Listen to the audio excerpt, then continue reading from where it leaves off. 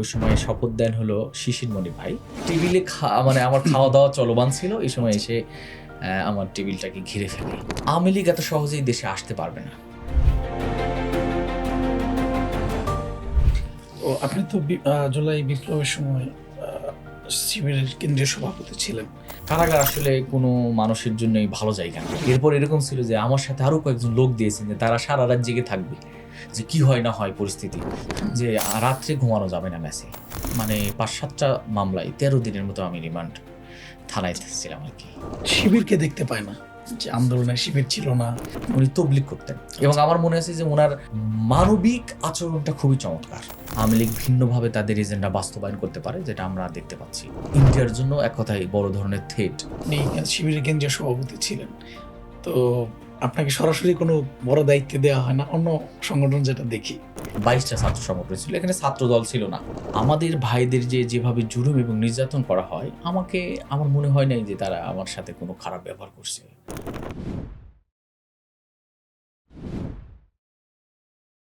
1-to-1 অথবা 5 জনের ছোট ব্যাচে আপনি বা আপনার সন্তান শিখতে পারেন শুদ্ধ কোরআন। কোনো রেকর্ডেড ক্লাস নয়, অভিজ্ঞ শিক্ষক অনলাইনে সরাসরি আপনার পড়া শুনবেন এবং ভুল শুধরে দেবেন। পাশাপাশি মেয়েদের জন্য থাকছে মহিলা শিক্ষিকা। নিশ্চিন্তে কোরআন শিখতে এখনই মেসেজ দিন।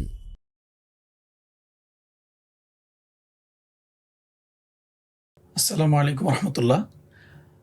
24 জুলাই বিপ্লবে আমরা যে সমস্ত মানুষদের সামনে থেকে নেতৃত্ব দিতে দেখেছি, সে সমস্ত মানুষদের একজন হচ্ছেন বাংলাদেশ ইসলামী ছাত্র শিবিরের সাবেক কেন্দ্রীয় সভাপতি জনাব মঞ্জুরুল ইসলাম।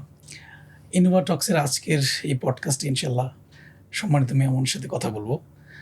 আপনারা যারা দেখছেন সবাইকে স্বাগত জানাচ্ছি নতুন করে। আসসালামু আলাইকুম রহমতুল্লাহ।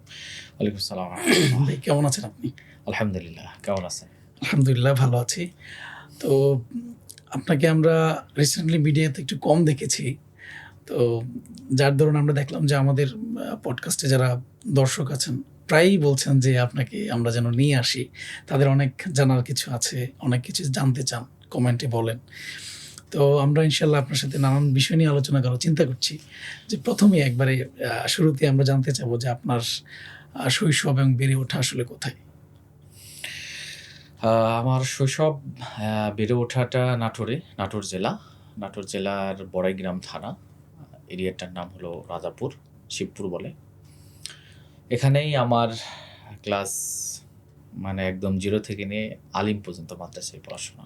আচ্ছা, এখানেই বেড়ে ওঠা, এখানেই পরিবারের সাথেই থাকা। মোটামুটি পারিবারিক গ্রাম্য যে পরিবেশটা, গ্রামীণ পরিবেশেই বেড়ে ওঠা এবং গ্রামের মানুষ, গ্রাম, এটার ভিতরেই বড় হওয়া। আপনার পরিবারে কারা আছেন এখন? পরিবারে এখন আমরা আব্বা আম্মার ভিতরে মা নেই। মা 24 সালে আমি যখন কেন্দ্র সভাপতি, ওই সময়ই তিনি মারা যান। আব্বা আছেন এবং আমরা 3 ভাই, 2 বোন। এর ভিতরে সবাই আছেন। বড় ভাই, এরপরে 2টা বোন, এরপরে আমি, আমার ছোট আরেকটা ভাই। এই তো, এই সব মিলিয়ে পরিবার। আর তো 24-এর 31শে ডিসেম্বরে বিদায়, ছাত্র শিবির থেকে বিদায় নেওয়ার পরে 25-এর শুরুতেই আর কি, ফেব্রুয়ারিতেই বিবাহ করি। এই সব মিলে এখন নতুন। আপনার শ্বশুরবাড়ি কোথায়? আমার শ্বশুরবাড়ি হলো পার্শ্ববর্তী থানা। যদিও আমার বাসা নাটোরে, পার্শ্ববর্তী থানা বলতে পাবনা ঈশ্বরদী, পাশাপাশি থানা, মানে নাটোরের শেষ সীমানা এবং পাবনার শুরু। এই এরিয়া হওয়ার কারণে আমার বিবাহটা হয় ঈশ্বরদীতে। আর কেউ আছেন পরিবারে? মানে আমি বলতে চাচ্ছি নতুন কোনো অতিথি? এখন পর্যন্ত নতুন অতিথি নাই, তবে খুব আল্লাহ যদি কোনো বালা মুসিবত না দেন, যদি আল্লাহ সহজ করেন, ইনশাল্লাহ খুব শর্ট টাইমে আর কি, আগামী 1.5 মাস 2 মাসের আগেই নতুন অতিথির আগমন ঘটবে ইনশাল্লাহ। ইনশাল্লাহ। তো আমরা যদি, আপনি যেহেতু গ্রামে বেড়ে উঠেছেন এবং গ্রামের সাথে আপনার একটা ক্লোজ রিলেশন আছে, আপনি শৈশবটা ওইখানে কেটেছে, তো আপনার শিক্ষা জীবন তো শুরু কিভাবে আসলে? হাতে খড়িটা কোথায়? শিক্ষা জীবনটা প্রথমত গ্রাম থেকেই শুরু। গ্রামে একটা মাদ্রাসা ছিল, মাদ্রাসা থেকে আমি 1 to 3 পর্যন্ত পড়ি। এরপরে এটা চেঞ্জ হয়ে যায়। ওই সময় বলা যায় যে আমার পাশের বাড়ি, এক বাড়ি পরেই আমার মানে এটা হলো যে আমাদের ওইদিকে আমরা দেখেছিলাম অনেক প্রতিষ্ঠান, সেটা ব্রাক স্কুল। ব্রাকের পক্ষ থেকে গ্রামের স্কুল। হুম, তো সেই স্কুলে আমার বলা যায় যে নতুন করে মাদ্রাসা থেকে এসে আবার শুরু হয়। আচ্ছা। এটা হলো পড়াশোনা এখান থেকে 5 পর্যন্ত পড়ি। এরপরে আবার নতুন করে মাদ্রাসায় ক্লাস 6 থেকে মাদ্রাসায় যাত্রা শুরু হয়। মাদ্রাসায় পড়াশোনা করি। পড়াশোনা হয়েছে হলো ঈশ্বরদী মোলাডুলিতে। আমার বাড়ি থেকে প্রায় ৩ কিলো ফাঁকে। এত মানে কাছাকাছি খুব ভালো মাদ্রাসা ছিল না। আর ফ্যামিলি ইসলামিক মানে বলা যায় যে কোর ইসলামিক। এখানে কোনো মানে আমরা যেমন আমাদের ছোট অবস্থায় এরকম হইতো যে শার্ট প্যান্ট পরা যাবে না। বাড়ি থেকে কঠোর নিষেধাজ্ঞা ছিল। এমন একটা পরিবেশে বেড়ে ওঠা।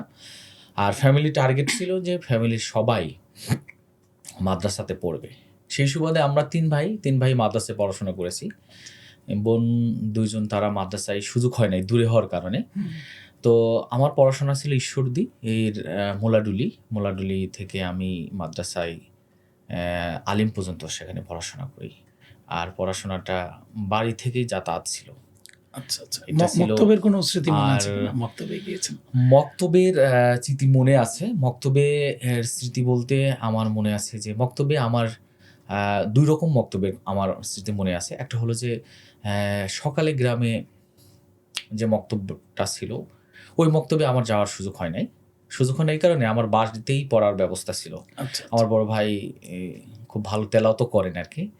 বড় ভাইয়ের কাছ থেকে আমার ১ম কোরআন শেখা এবং আচ্ছা। তেলাওয়াত শেখা এবং ভালো তেলাওয়াত করতেন, তিনি শিখাতেন। এরপরে হলো সন্ধ্যার সময় যারা একটু বড়, আমি স্কুলে পড়ি, দেখা যায় যে আমাদের সার্কেলটা 5 এ বা 4 এ যখন পড়ি, আমার মনে হয় যে আমাদের একটা সার্কেল ছিল। এই সার্কেল সহ আমরা মাগরিবের নামাজের পরে ভাইয়ের কাছে আমরা মক্তবের বাইরে আলাদা মসজিদে কোরআন শিখানোর ব্যবস্থা ছিল।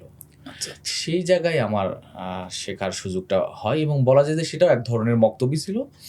এখানে সিনিয়র যারা অনেক বয়স্ক মানুষ পড়তো, আমি নিজে পড়তাম। আমাদের ৫-৭ জন আমরা ফ্রেন্ড সার্কেল টাইপের। আমরা সবাই সেখানে কোরআন পড়া শিখছি। আচ্ছা, তারপর আলিম পর্যন্ত এলাকায় পড়েছেন। হ্যাঁ। তারপরের জার্নিটা কি? আলিম পর্যন্ত পড়ি। এরপরে আমার এখানে আরেকটা বিষয় যে ফ্যামিলি ইসলামিক এবং সাংগঠনিক হওয়ার কারণে একদম ক্লাস 7 থেকেই সংগঠনের সাথে খুব সম্পৃক্ত ছিলাম, ছাত্র শিবিরের। আর ওই সময়টা ছিল এরকম যে বিএনপি এবং জামাত জোট যে সরকার, হুম, ওই সময় এই কারণে আমরা ওপেন মুভ করা, সংগঠনের দেখা, বোঝা এই সুযোগটা বেশি ছিল। আচ্ছা। বাড়িতে জেলা শিবিরের নেতৃবৃন্দ আসতো, জামাতের বিভিন্ন নেতৃবৃন্দ আসতেন। আমার বড় ভাই জামাতের লোকাল দায়িত্বশীল ছিল, ইউনিয়ন দায়িত্বশীল হওয়ার কারণে প্রতিনিয়ত দেখতাম যে বিভিন্ন নেতৃবৃন্দ আসতো। তো এইটার কারণে বলা যায় যে ইসলামী প্র্যাকটিস, ইসলামী শিক্ষা, সংগঠন এবং সংগঠনের ভিতরে থেকে মাদ্রাসায় আলিম পর্যন্ত পড়াশোনা। বাড়ি থেকে হলেও বলা যায় যে সাংগঠনিক ভাইদের সংস্পর্শে গ্রাম্য পরিবেশে বড় হই এবং মাদ্রাসা থেকেই আলিম পাশ করি। আমরা যেহেতু সাংগঠনিক জীবনের অধ্যায়ের কথা আসছে, তো প্রথমত আপনি যেহেতু সাংগঠনিক ফ্যামিলি, হয়তো খুব ছোটবেলায় সংগঠনে যুক্ত হয়েছেন। আপনার কি মনে আছে এক্সাক্ট কখন আনুষ্ঠানিকভাবে আসলে সংগঠনে যুক্ত হয়েছেন বা দাওয়াত পেয়েছেন? আনুষ্ঠানিক দাওয়াত পাওয়ার ব্যাপারটা হলো এরকম যে আমার বড় ভাই উনি হলো গান শিখাইতে নিয়ে যাইতেন। তখন আমি ক্লাস 5 এ পড়ি। বাইকে করে উনি গান শোনাইতে নিয়ে যাইতো। রাজশাহী ইউনিভার্সিটি থেকে একজন ভাই শিল্পী গোষ্ঠীর, উনি ভালো গান গাইতেন। তিনি হলো যে গানের ক্লাস নিতেন প্রতি শুক্রবারে এবং ওখানে গান শেখানো এবং সংগঠনের বিভিন্ন বিষয়ে আলাপ আলোচনা হইতো। এটা হলো ক্লাস 5 থেকে আমার শুরু হয়। 5-6 পর্যন্ত আমি এই জায়গায় যাতায়াত শুরু করি এবং ক্লাস 7 এ আমার মনে আছে যে ১ম আমি ছাত্র শিবিরের সাংগঠনিক মান উন্নয়ন করার জন্য যে বই নোট করতে হয়, সংবিধান, কর্মপদ্ধতি, বিশেষ করে কর্মপদ্ধতি বইয়ের একটা আলোচনা ছিল। আমার মনে আছে ক্লাস 7 এ আমি ওই আলোচনাটা নোট করি এবং শুনি। কিন্তু আমার এটাও মনে আছে যে আমি আহ, হলো যে প্রচুর মানে ক্লাস 7-এ পড়ি পুরো বইটা নোট করতে হবে, শিবিরের এই যে টার্মগুলোর সাথে পরিচিত হওয়া, এটা বুঝতেছিলাম না, ভাইদের আলোচনাগুলো খুব ভালো বুঝতেছিলাম না, আমি এটা নোট করতেছিলাম এবং বানান ভুল হচ্ছিল প্রচুর। আমার এটা এখন মনে হয় যে মানে কর্মপদ্ধতি বইয়ের অনেক বানান আমি ভুল করেছি, তো এখন এটা খুব হাসি লাগে। এই নোটগুলো কি আছে এখন? এখন এই নোটগুলা হয়তো খুঁজে পাওয়া যাবে না, তবে এইভাবেই মূলত ক্লাস 7 থেকে একদম সাংগঠনিক আহ, মানে মান উন্নয়ন করা থেকে শুরু করে অ্যাক্টিভলি সংগঠন চর্চা যাত্রাটা শুরু হয় ক্লাস 7 থেকে। এবং আমি ক্লাস 7-এই কর্মী হই, রিপোর্ট রাখা, এটা আমার মনে আছে যে আমি ক্লাস 7 থেকে এটা রাখতাম। এবং শিবিরের ইউনিয়ন দায়িত্বশীলগণ তারা আসতেন, রিপোর্ট দেখতেন। এবং একটা বিষয় এখানে যুক্ত করি যে শিবিরের ওই সিনারিটা আমার খুব বেশি মনে পড়ে যে শিবিরের ইউনিয়নের যারা দায়িত্বশীল অনেক উঁচুতে পেন পরতেন, টাকনোর অনেক উপরে, এবং শার্ট পরতেন ঢিলে ঢালে, এবং আহ, মানে শার্টের সামনের পকেটে কলম রাখতেন। আচ্ছা, মানে এরকম একটা একটা বেঞ্চমার্ক হ্যাঁ, ছিল আর কি, মানে দেখলে বোঝা যেত যে জি, যে দেখলে বোঝা যায় যে যিনি শিবিরের দায়িত্বশীল, বা এই মানে নর্মালি প্যান্ট শার্ট পরা ব্যক্তিদের চাইতে একটু ভিন্ন টাইপের মানুষ। আচ্ছা। এটা আমার কাছে ওই সময় ভালো লাগতো। এবং আমার মনে আছে যে ওই সকল ব্যক্তিদেরকে দেখার পরে অনুপ্রাণিত হতাম। এবং পিছনে আরেকটা জিনিস থাকতো যে প্যান্টের পকেটে ডায়েরি মেনটেন করতেন, যেটা এই প্রজন্মে, আমি ছাত্র শিবির কেন্দ্র সভাপতি বা বিভিন্ন দায়িত্ব পালন করছি শাখা পর্যায়ে, আমি দেখি নাই, যেটা ওই সময় আমি দেখেছিলাম যখন আমি ক্লাস 7-এ পড়ি, 2002-এর দিকে, 1-এর দিকে এটা আমি দেখেছি। তো সব মিলে সংগঠনের সাথে অ্যাক্টিভ হওয়াটা ছিল ক্লাস 7 থেকে আমি অ্যাক্টিভ তো হই। সংগঠন তো কয়েকটা ধাপ আছে, তো এর মধ্যে প্রাথমিক দিকে সম্ভবত সাথী, তো এটা তো একটু শপথ নিতে হয়, তো সেই বই পড়ার একটা ব্যাপার থাকে, তো আপনার বই কেমন পড়া হয়েছিল বা শপথটা কিভাবে নিয়েছিলেন মনে আছে কিনা? হ্যাঁ, যখন সাথী হওয়ার জন্য প্রস্তুতি গ্রহণ করি, আমি ক্লাস 9-এ শিবিরের সাথী হই। আমার প্রথম হলো যে বই পড়াটা, তখন পরিবেশটা বলা যায় অনেকটা ভালো থাকার কারণে টানা ছাত্র শিবির এক ধরনের কর্মসূচি পালন করেন যে ওয়ার্কশপ টাইপের। একজনকে নিয়ে গেলে, নিয়ে যাওয়ার পরে 2 দিন 3 দিন রেখে দেওয়া, তাদের বিভিন্ন গ্যাপকে আছে, বই, কোরআন হাদিস, নোট রেডি করা, এগুলা হলো যে আমার মনে আছে ক্লাস 9-এ এটা আমি করি এবং এখানে থেকেই গ্যাপগুলো পূরণ হয়। এবং এরপরে মানে পাবনা শহরে আমি হলো মাদ্রাসার জনশক্তি ছিলাম। আমার আচ্ছা। মানে পড়াশোনাকে কেন্দ্র করে মাদ্রাসার সংগঠনের সাথে বেশি সম্পৃক্ত হওয়ার কারণে মাদ্রাসার জনশক্তি ছিলাম। এবং মান উন্নয়নটা ঘটে এই কারণে হলো যে আমার জেলায় না, পাবনাতে। আচ্ছা। আর ওই পাবনার ঈশ্বরদী থানার থানা সভাপতি আমার মনে আছে যে উনি আসতেন। আমি আসলে ওই সময় টেকনিকটা বুঝি নাই যে শিবির এত সুন্দর টেকনিক নাই, যে উনি এসে অনেক মানুষের ভিতরে আমাকে বাইকে করে নিয়ে যাইতেন। ওই সময় বাইক চালাইতেন, আচ্ছা। আর শিবিরের কার্যক্রম ভালো ছিল, তো থানা সভাপতি আমাকে বাইকেই করে নিয়ে ঘুরতেন। তা আমি প্রথমে বুঝতে পারি নাই। যখন শিবিরের সাথী হই 9-এ লাস্টের দিকে গিয়ে, তখন আমি বুঝতে পেরেছিলাম যে আসলে উনি কেন আমাকে নিয়ে ঘুরতেন। যখন সাথী হয়ে গেলাম, এরপরে উনি আমাকে আসলে বাইকে করে আর ঘুরে না। দেখতাম যে উনি আমাকে মানে হয়তো মেসেজ দেন বা উনি এসে কথা বলে দেন। তো ওই সময় ফোনও ছিল না এত অ্যাভেলেবল। তবে আমার মনে আছে যে আমি ক্লাস 10 থেকেই ফোন চালাইতাম, নোকিয়া ফোন। আচ্ছা। ওই সময় নোকিয়া 1110 একটা ফোন আমি প্রথম কিনি, ফ্যামিলি থেকে কিনে দেয় ওই সময়।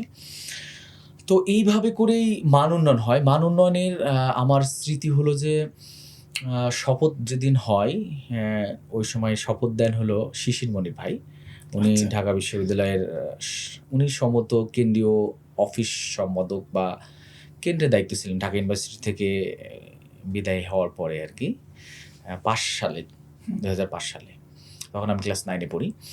তো উনার হাতে আমরা শপথ নেই। ওই জায়গার একটা স্মৃতি খুব মনে পড়ে। এবং আমি শিবিরের কেন্দ্র সভাপতি হওয়ার পরে শিশির মনির ভাইকে আমি এটা জিজ্ঞাসা করেছিলাম, ভাই যে ওই পরিবেশটা আমরা এখন ফিল করি যে পরিবেশটা ওই সময় ছিল। যেমন হলো যে উনি যখন শপথ দিবেন তার আগে একটা দার্স দিলেন সূরা, আমি সূরাটা মানে সূরা তওবা অথবা সূরা ফাতহার ওই যে লাকাদ রাদিয়াল্লাহু আনিল মুমিনিনা ইয ইউবাইউনাকা তাহতা আশ-শাজারা। এই আয়াতটা তেলাওয়াত করলেন মূলত। তেলাওয়াত করে এই আয়াতের উপরে উনি দার্স দিলেন আর কি। বায়াতের উপরে এবং প্রায় আধা ঘন্টা থেকে 40 মিনিটের একটা বক্তব্য উনি রাখলেন। রাখার পরে সবাই খুব আবেগপ্রবণ কান্নাকাটি করতেছিল। মানে আমরা সবাই এখানে প্রায় 30-40 জন ভাই ছিল। মানে আমার মনে হচ্ছে যে এত কান্নাকাটি সবাই, এবং শপথ শেষ হলো। শপথ শেষ হওয়ার পরে সবার সাথে উনি কুলাকুলি করলেন। তো একটা জিনিস আমার খুব মনে হয় যে একজন ভাই মানে গড়াগড়ি দিয়ে কাঁদতেছিল এবং ওনাকে কোনোভাবেই থামানো যাচ্ছিল না। ওই স্মৃতিটা আমার খুব মনে পড়ে যে আমরা তো কান্নাকাটি করেছি এবং ওই ভাই এত বেশি আবেগপ্রবণ হয়ে যাচ্ছিল যে তাকে থামানো যাচ্ছিল না। তো এটা ছিল আমার বায়াতের স্পেশাল ওই দিনের স্মৃতি, যে মানে দায়িত্বশীলদের কথা শুনে জনশক্তিরা এত বেশি উজ্জীবিত হচ্ছিল, এত আবেগপ্রবণ হচ্ছিল, যেটা আমার মনে হয় যে খুব একটা এর পরে আমি এরকম এত বেশি আবেগপ্রবণ হওয়া, এই পরিবেশটা খুব কম দেখার সুযোগ হয়েছে। অথবা এটা এমনও হতে পারে যে আপনার সেই সময়কার যেই কোমল মন ছিল এবং সবকিছু মিলিয়ে পরিবেশটা এরকম ছিল। তো এখন আপনার কোনো মানে ওই সময়কার কোনো দায়িত্বশীলের কথা মনে আছে যিনি আপনাকে গ্রামে গাইড করতেন, বা যদি নাম ধরে মনে থাকে? হ্যাঁ, ওই সময় আমার ২ জন ভাই আমাকে স্পেশালি গাইড করতেন যখন মান উন্নয়ন হয় আমার, এবং সাথী হওয়ার পরেও। একজন ব্যক্তি হলেন যিনি আমার সভাপতি ছিলেন বা ইউনিয়ন সভাপতি হিসেবে উনি দায়িত্ব পালন করতেন। উনি হলো শেখ ফরিদ ওনার নাম। উনি এখন একটা মাদ্রাসার টিচার, ইংলিশের টিচার। উনি হলো আলেম ক্লাস পড়তেন। আমি তখন ক্লাস হলো 9-এ শেষ করার দিকে। তো ওই সময় উনি হলো যে খুব গাইড করতেন। আর দ্বিতীয় আরেকজন ভাই ছিলেন যিনি হলো যে রেগুলার আমার বাসায় আসতেন। এটা হলো যে শেখ ফরিদ ভাইয়ের বাসা ছিল মূলত ঈশ্বরদী, পাবনাতে। উনি হলো যে ওই মুলাডুল ইউনিয়ন, ঈশ্বরদী পাবনার যে ইউনিয়নের যে মাদ্রাসাটা আমার, ওই ইউনিয়নের উনি দায়িত্বশীল ছিল। উনি হলো যে বেশি ওনাকে কাছে পাওয়াটা আমার বেশি ছিল এবং আমি ওনার সাথে বেশি সময় দিয়েছি আর কি। আর আমার বাড়িতে আসতেন হলো এই দিক থেকে আমার থানার, আমি যে থানায় আমার বাসা বড়াইগ্রাম নাটোরের, সেই থানার যিনি সভাপতি ছিলেন ওনার নাম হলো রাহাবুল ইসলাম। উনিও একটা মাদ্রাসার টিচার এখন। উনি আসতেন। তো এই দুজনের কথা আমার খুবই মনে পড়ে এবং তারা আর স্পেশালি মনে পড়ে হলো যে আমার থানার সভাপতি যিনি ছিলেন উনি বাইক নিয়ে আসতেন। উনি হলো শাহানুর নাম ভাইয়ের। তো উনি আমার মনে আছে যে একদিন একটা স্কুলের মাঠে বসে, প্রাইমারি স্কুলের মাঠে বসে আমাকে অনেক নসিহা করতেছিলেন। এর ভিতরে একটা নসিহা ছিল এরকম যে এই যে নারীদের যে প্রলোভন, যেটা নারীরা, এটা হাদিসও যেটা ওয়াসাব্বান নাসা ফি ইবাদাতিল্লাহ, যেটা মানে আল্লাহর আরশের সায়া সংক্রান্ত যেটা, তো সেই যুবকদের হ্যাঁ ওই সংক্রান্ত নারীরা যে প্রলোভন দিবে, ডাকবে পিছন থেকে, তখন আমার কথা কি হবে, বক্তব্য কি হবে, ওই জিনিসটা উনি বোঝাচ্ছিলেন। আমার মনে হয় যে এরকম কাজ থেকে এত প্র্যাকটিক্যালি মানে ধরে মান উন্নয়ন করানো, বোঝানো, গাইডস করা, এই 3 জন ভাই হলো আমাকে বেশি করেছেন এবং এই 3 জন ভাই মানে সবসময় আমার স্মরণে থাকে। আচ্ছা, তো সাথী শপথ নিয়েছেন, সদস্য শপথ কখন নেন? সাথী শপথ নেওয়ার পরে সদস্য শপথটা হয় হলো 2009 সালে। তখন আমি রাজশাহী ইউনিভার্সিটিতে ফার্স্ট ইয়ারে পড়ি। ওই সময় আমার শপথ হয়। শপথটা হয় হলো যে ফার্স্ট ইয়ারের বলা যায় যে বেশ কয়েক মাস পরেই ওখানে গিয়েই মূলত সদস্য হওয়ার সব প্রস্তুতিগুলো শেষ করি। এরপরে রাজশাহী ইউনিভার্সিটির আমরা একসাথে অনেক ভাই শপথ গ্রহণ করি। আচ্ছা, বেশ কয়েকজন ভাই আমরা শপথ গ্রহণ করেছিলাম। এটা হলো যে ইউনিভার্সিটির ফার্স্ট ইয়ারে গিয়ে। এবং আমার শহীদ নোমানির যখন শহীদ হন তখন আগে পরে কোন সময়? শহীদ নোমানি ভাই যখন শহীদ হন তখন আমরা ফার্স্ট ইয়ারে একদম নতুন আমরা গিয়েছি। আমাদের সেশনটা ছিল ইউনিভার্সিটির 9 সাল শুরু। তো 9 সালে জানুয়ারি মাসের মাঝামাঝি থেকেই ক্লাস হচ্ছিল। আর মার্চ মাসের সম্ভবত 13 তারিখে শহীদ নোমানি ভাই শহীদ হন। তো এই মাঝখানে এই কয়েকদিন ভাইকে আমরা পেয়েছি আর কি। তো ভাই মানে মূলত ভাইকে আমরা অনেক কাছে পাওয়া তার মানে তিনি আসলে একটা আকর্ষণীয় ব্যক্তি ছিল। মানে এত আকর্ষণীয় যে সবাইকেই কমন তার একটা ইয়ে ছিল যেটা আমরা লক্ষ্য করেছি যে উনি আসলেই দেখা করলেই ১ম এ মুসাফা করতেন এরপর কোলাকুলি করতেন। আচ্ছা, এটা ছিল নমনী ভাইয়ের কমন একটা মানে সব সময়ের উনার একটা অভ্যাস। অভ্যাস। তো এখানে নোমানী ভাইকে আমরা কাছ থেকে পেয়েছি। আমরা ওই সময় ননি ভাইয়ের শাহাদাতের ওই মুহূর্তে আমরা সদস্য প্রার্থী হই আমি ছাত্র শিবিরের। আচ্ছা। এরপরে উনার শাহাদাতের পরে গিয়ে সদস্য হই। মাঝখানে আমরা পড়াশোনার ক্ষেত্রে আরেকটু ফিরে যাই। তো আলী বিশেষ করার পর আপনার ইতিমধ্যে শুনলাম যে রাজশাহী ইউনিভার্সিটিতে আপনি ভর্তি হয়েছিলেন। তো সেই অ্যাডমিশন জার্নির কথা কিছু মনে আছে কিনা? অ্যাডমিশন জার্নিটা আসলে আমার কাছে মনে হয় যে আমি অ্যাডমিশনের জন্য ভালো প্রিপারেশন নেই নাই। আমার ফ্যামিলি থেকে ওইভাবে ইউনিভার্সিটিতে পড়ার ব্যাপারে খুব একটা আগ্রহ ছিল না। মোটিভেশন কম ছিল। মোটিভেশন কম ছিল এবং এরকম ছিল যে ইউনিভার্সিটিতে গেলে মানুষ নষ্ট হয়ে যায় আচ্ছা, এবং ইউনিভার্সিটিতে যারা যায় তারা ভালো থাকে না, নষ্ট হয়। ইউনিভার্সিটিতে পড়া যাবে না এবং এরপরে কন্ডিশন দেওয়া হয় যে যদি পড়া যায় তাহলে ইসলামিক স্টাডিজ এবং অ্যারাবিক এই রিলেটেড সাবজেক্টে পড়া লাগবে। আচ্ছা, তখন আমার বলা যায় যে অনেকটা ফ্যামিলির কারণেই কোনো কোচিংয়ে ভর্তি হই নাই। বাসা থেকেই পড়া। আমার একজন ভাই ছিলেন, আমার খালাতো ভাই, উনি শিবিরের দায়িত্বশীল ছিল। উনার মাধ্যমে আমি ইউনিভার্সিটিতে পড়ার জন্য উনি রাজশাহী ইউনিভার্সিটিতে পড়তেন। তো উনার কাছ থেকে উনি কিছু গাইডস ম্যানেজ করে দেন কোচিংয়ের সাথে। ওই সময় রাজশাহী ইউনিভার্সিটির একটা কোচিং ছিল, এখনও আছে, কন্টেস্ট কোচিং। আচ্ছা। এই কন্টেস্ট কোচিংয়ের গাইড এবং নোটশিটগুলো দেন। সেটার প্রিপারেশন নিয়ে আমি অ্যারাবিকে টিকে যাই এবং অ্যারাবিকে ভর্তি হয়ে যাই। আর কোনো কোথাও অন্য কোনো সাবজেক্টে মানে ওরকম ট্রাইও করি নাই। ওরকম চেষ্টা তারপরে ছিল না। আপনার ওই দিক থেকে মনে হচ্ছে যে ওইটাই কাছে, আর কোথাও যাওয়ার চিন্তা না। নাই। এবং কোনো ইউনিভার্সিটিতে মানে ফর্ম ওঠানো বা আবেদন করা বা পরীক্ষা দেওয়ার প্রস্তুতি নেয়া, এটা কোনো কিছুই আমি ওই সময় করি নাই এবং এটা বলা যায় অনেকটা ফ্যামিলির বাধ্যবাধকতাও মানে ছিল আপনার সাথে আরকি। মিলে গেছে যে সাবজেক্টও পেয়েছিল জি। ওরকম, আর কোনো জায়গায় ট্রাই করা হয়নি। শুরু করি নাই। তো রাজশাহী ইউনিভার্সিটি যেহেতু পড়েছেন, রাজশাহী ইউনিভার্সিটি নিয়ে তো অনেক মিথ আছে আসলে। নানানজন নানান কথা বলে, বিশেষ করে শিবির রিলেটেড বলা হয় যেটা হচ্ছে ক্যান্টনমেন্ট, শিবিরের ক্যান্টনমেন্ট, আরও অনেক কথা। তো আপনারা যখন ইউনিভার্সিটিতে ছিলেন সেই সময়টাতে বিশেষ করে অন্যান্য ছাত্র সংগঠনের সাথে শিবিরের যেই কোনো ধরনের কনফ্লিক্ট বা ইয়ে ছিল কিনা, বা পরিবেশটা কেমন ছিল আসলে রাজনৈতিক? প্রথমে ২০০৯ সাল পর্যন্ত বা ১০ সালের ফেব্রুয়ারি মাস পর্যন্ত খুব একটা ঝামেলা আমরা দেখি নাই। ৯ সালটা পুরাপুরি আমাদের ফার্স্ট ইয়ার এবং আমরা খুব ভালোভাবেই শেষ করি। তবে ৯ সালে নোমানী ভাই শহীদ হন। বিশ্ববিদ্যালয়ের সেক্রেটারি উনি শহীদ হন। উনি শহীদ হওয়ার পরে এবং আগে খুব উত্তেজনাকর পরিস্থিতি নিয়মিতই থাকতো। বড় ধরনের কোনো ঘটনা ঘটে না। আচ্ছা, মানে ছোটখাটো ঘটনার মধ্য দিয়েই প্রতিদিন যাইতো। তো ১০ সালে ফারুক হত্যা, ছাত্রলীগের একজন কর্মী ফারুক হত্যা হয়, যেটা বলা হয় যে ছাত্র শিবিরকে এই হত্যাকাণ্ড ঘটিয়ে ফাঁসানো হয়। সেটার পর থেকে ক্যাম্পাসের পরিস্থিতি, প্রেক্ষাপট চেঞ্জ হয়ে যায়। আমার মনে আছে যে এরপরে আমরা ক্যাম্পাসে রেগুলার উত্তেজনাকর পরিস্থিতি, যেমন ফারুক হত্যার ওই ঘটনার পরে ছাত্র শিবিরের নেতৃবৃন্দকে ধরার জন্য সরাসরি সরকার চিরুনি অভিযান দেন এবং ওই সময়কে যিনি সভাপতি ছিলেন শামসুল আলম গোলাপ, শামসুল আলম ভাই উনি গ্রেফতার হন। বিভিন্ন হল সভাপতি পর্যায়ে যারা দায়িত্বশীল ছিল তারা গ্রেফতার হয়। এই যে এই ধরনের গ্রেফতার হওয়া এবং একটা বড় ক্রাইসিস হয়, এই ক্রাইসিসটা মোটামুটি অনেক কয়েক মাস থাকে। এরপরে আমার মনে আছে যে ওই সময় আমি ঢাকা আসছিলাম। রাজশাহী ইউনিভার্সিটির সব জনশক্তিরা ঢাকায় আসছিলেন। ঢাকায় আমাদের দফায় দফায় মিটিং হয়। এরপরে আমরা আবার ক্যাম্পাসে ব্যাক করি। আচ্ছা।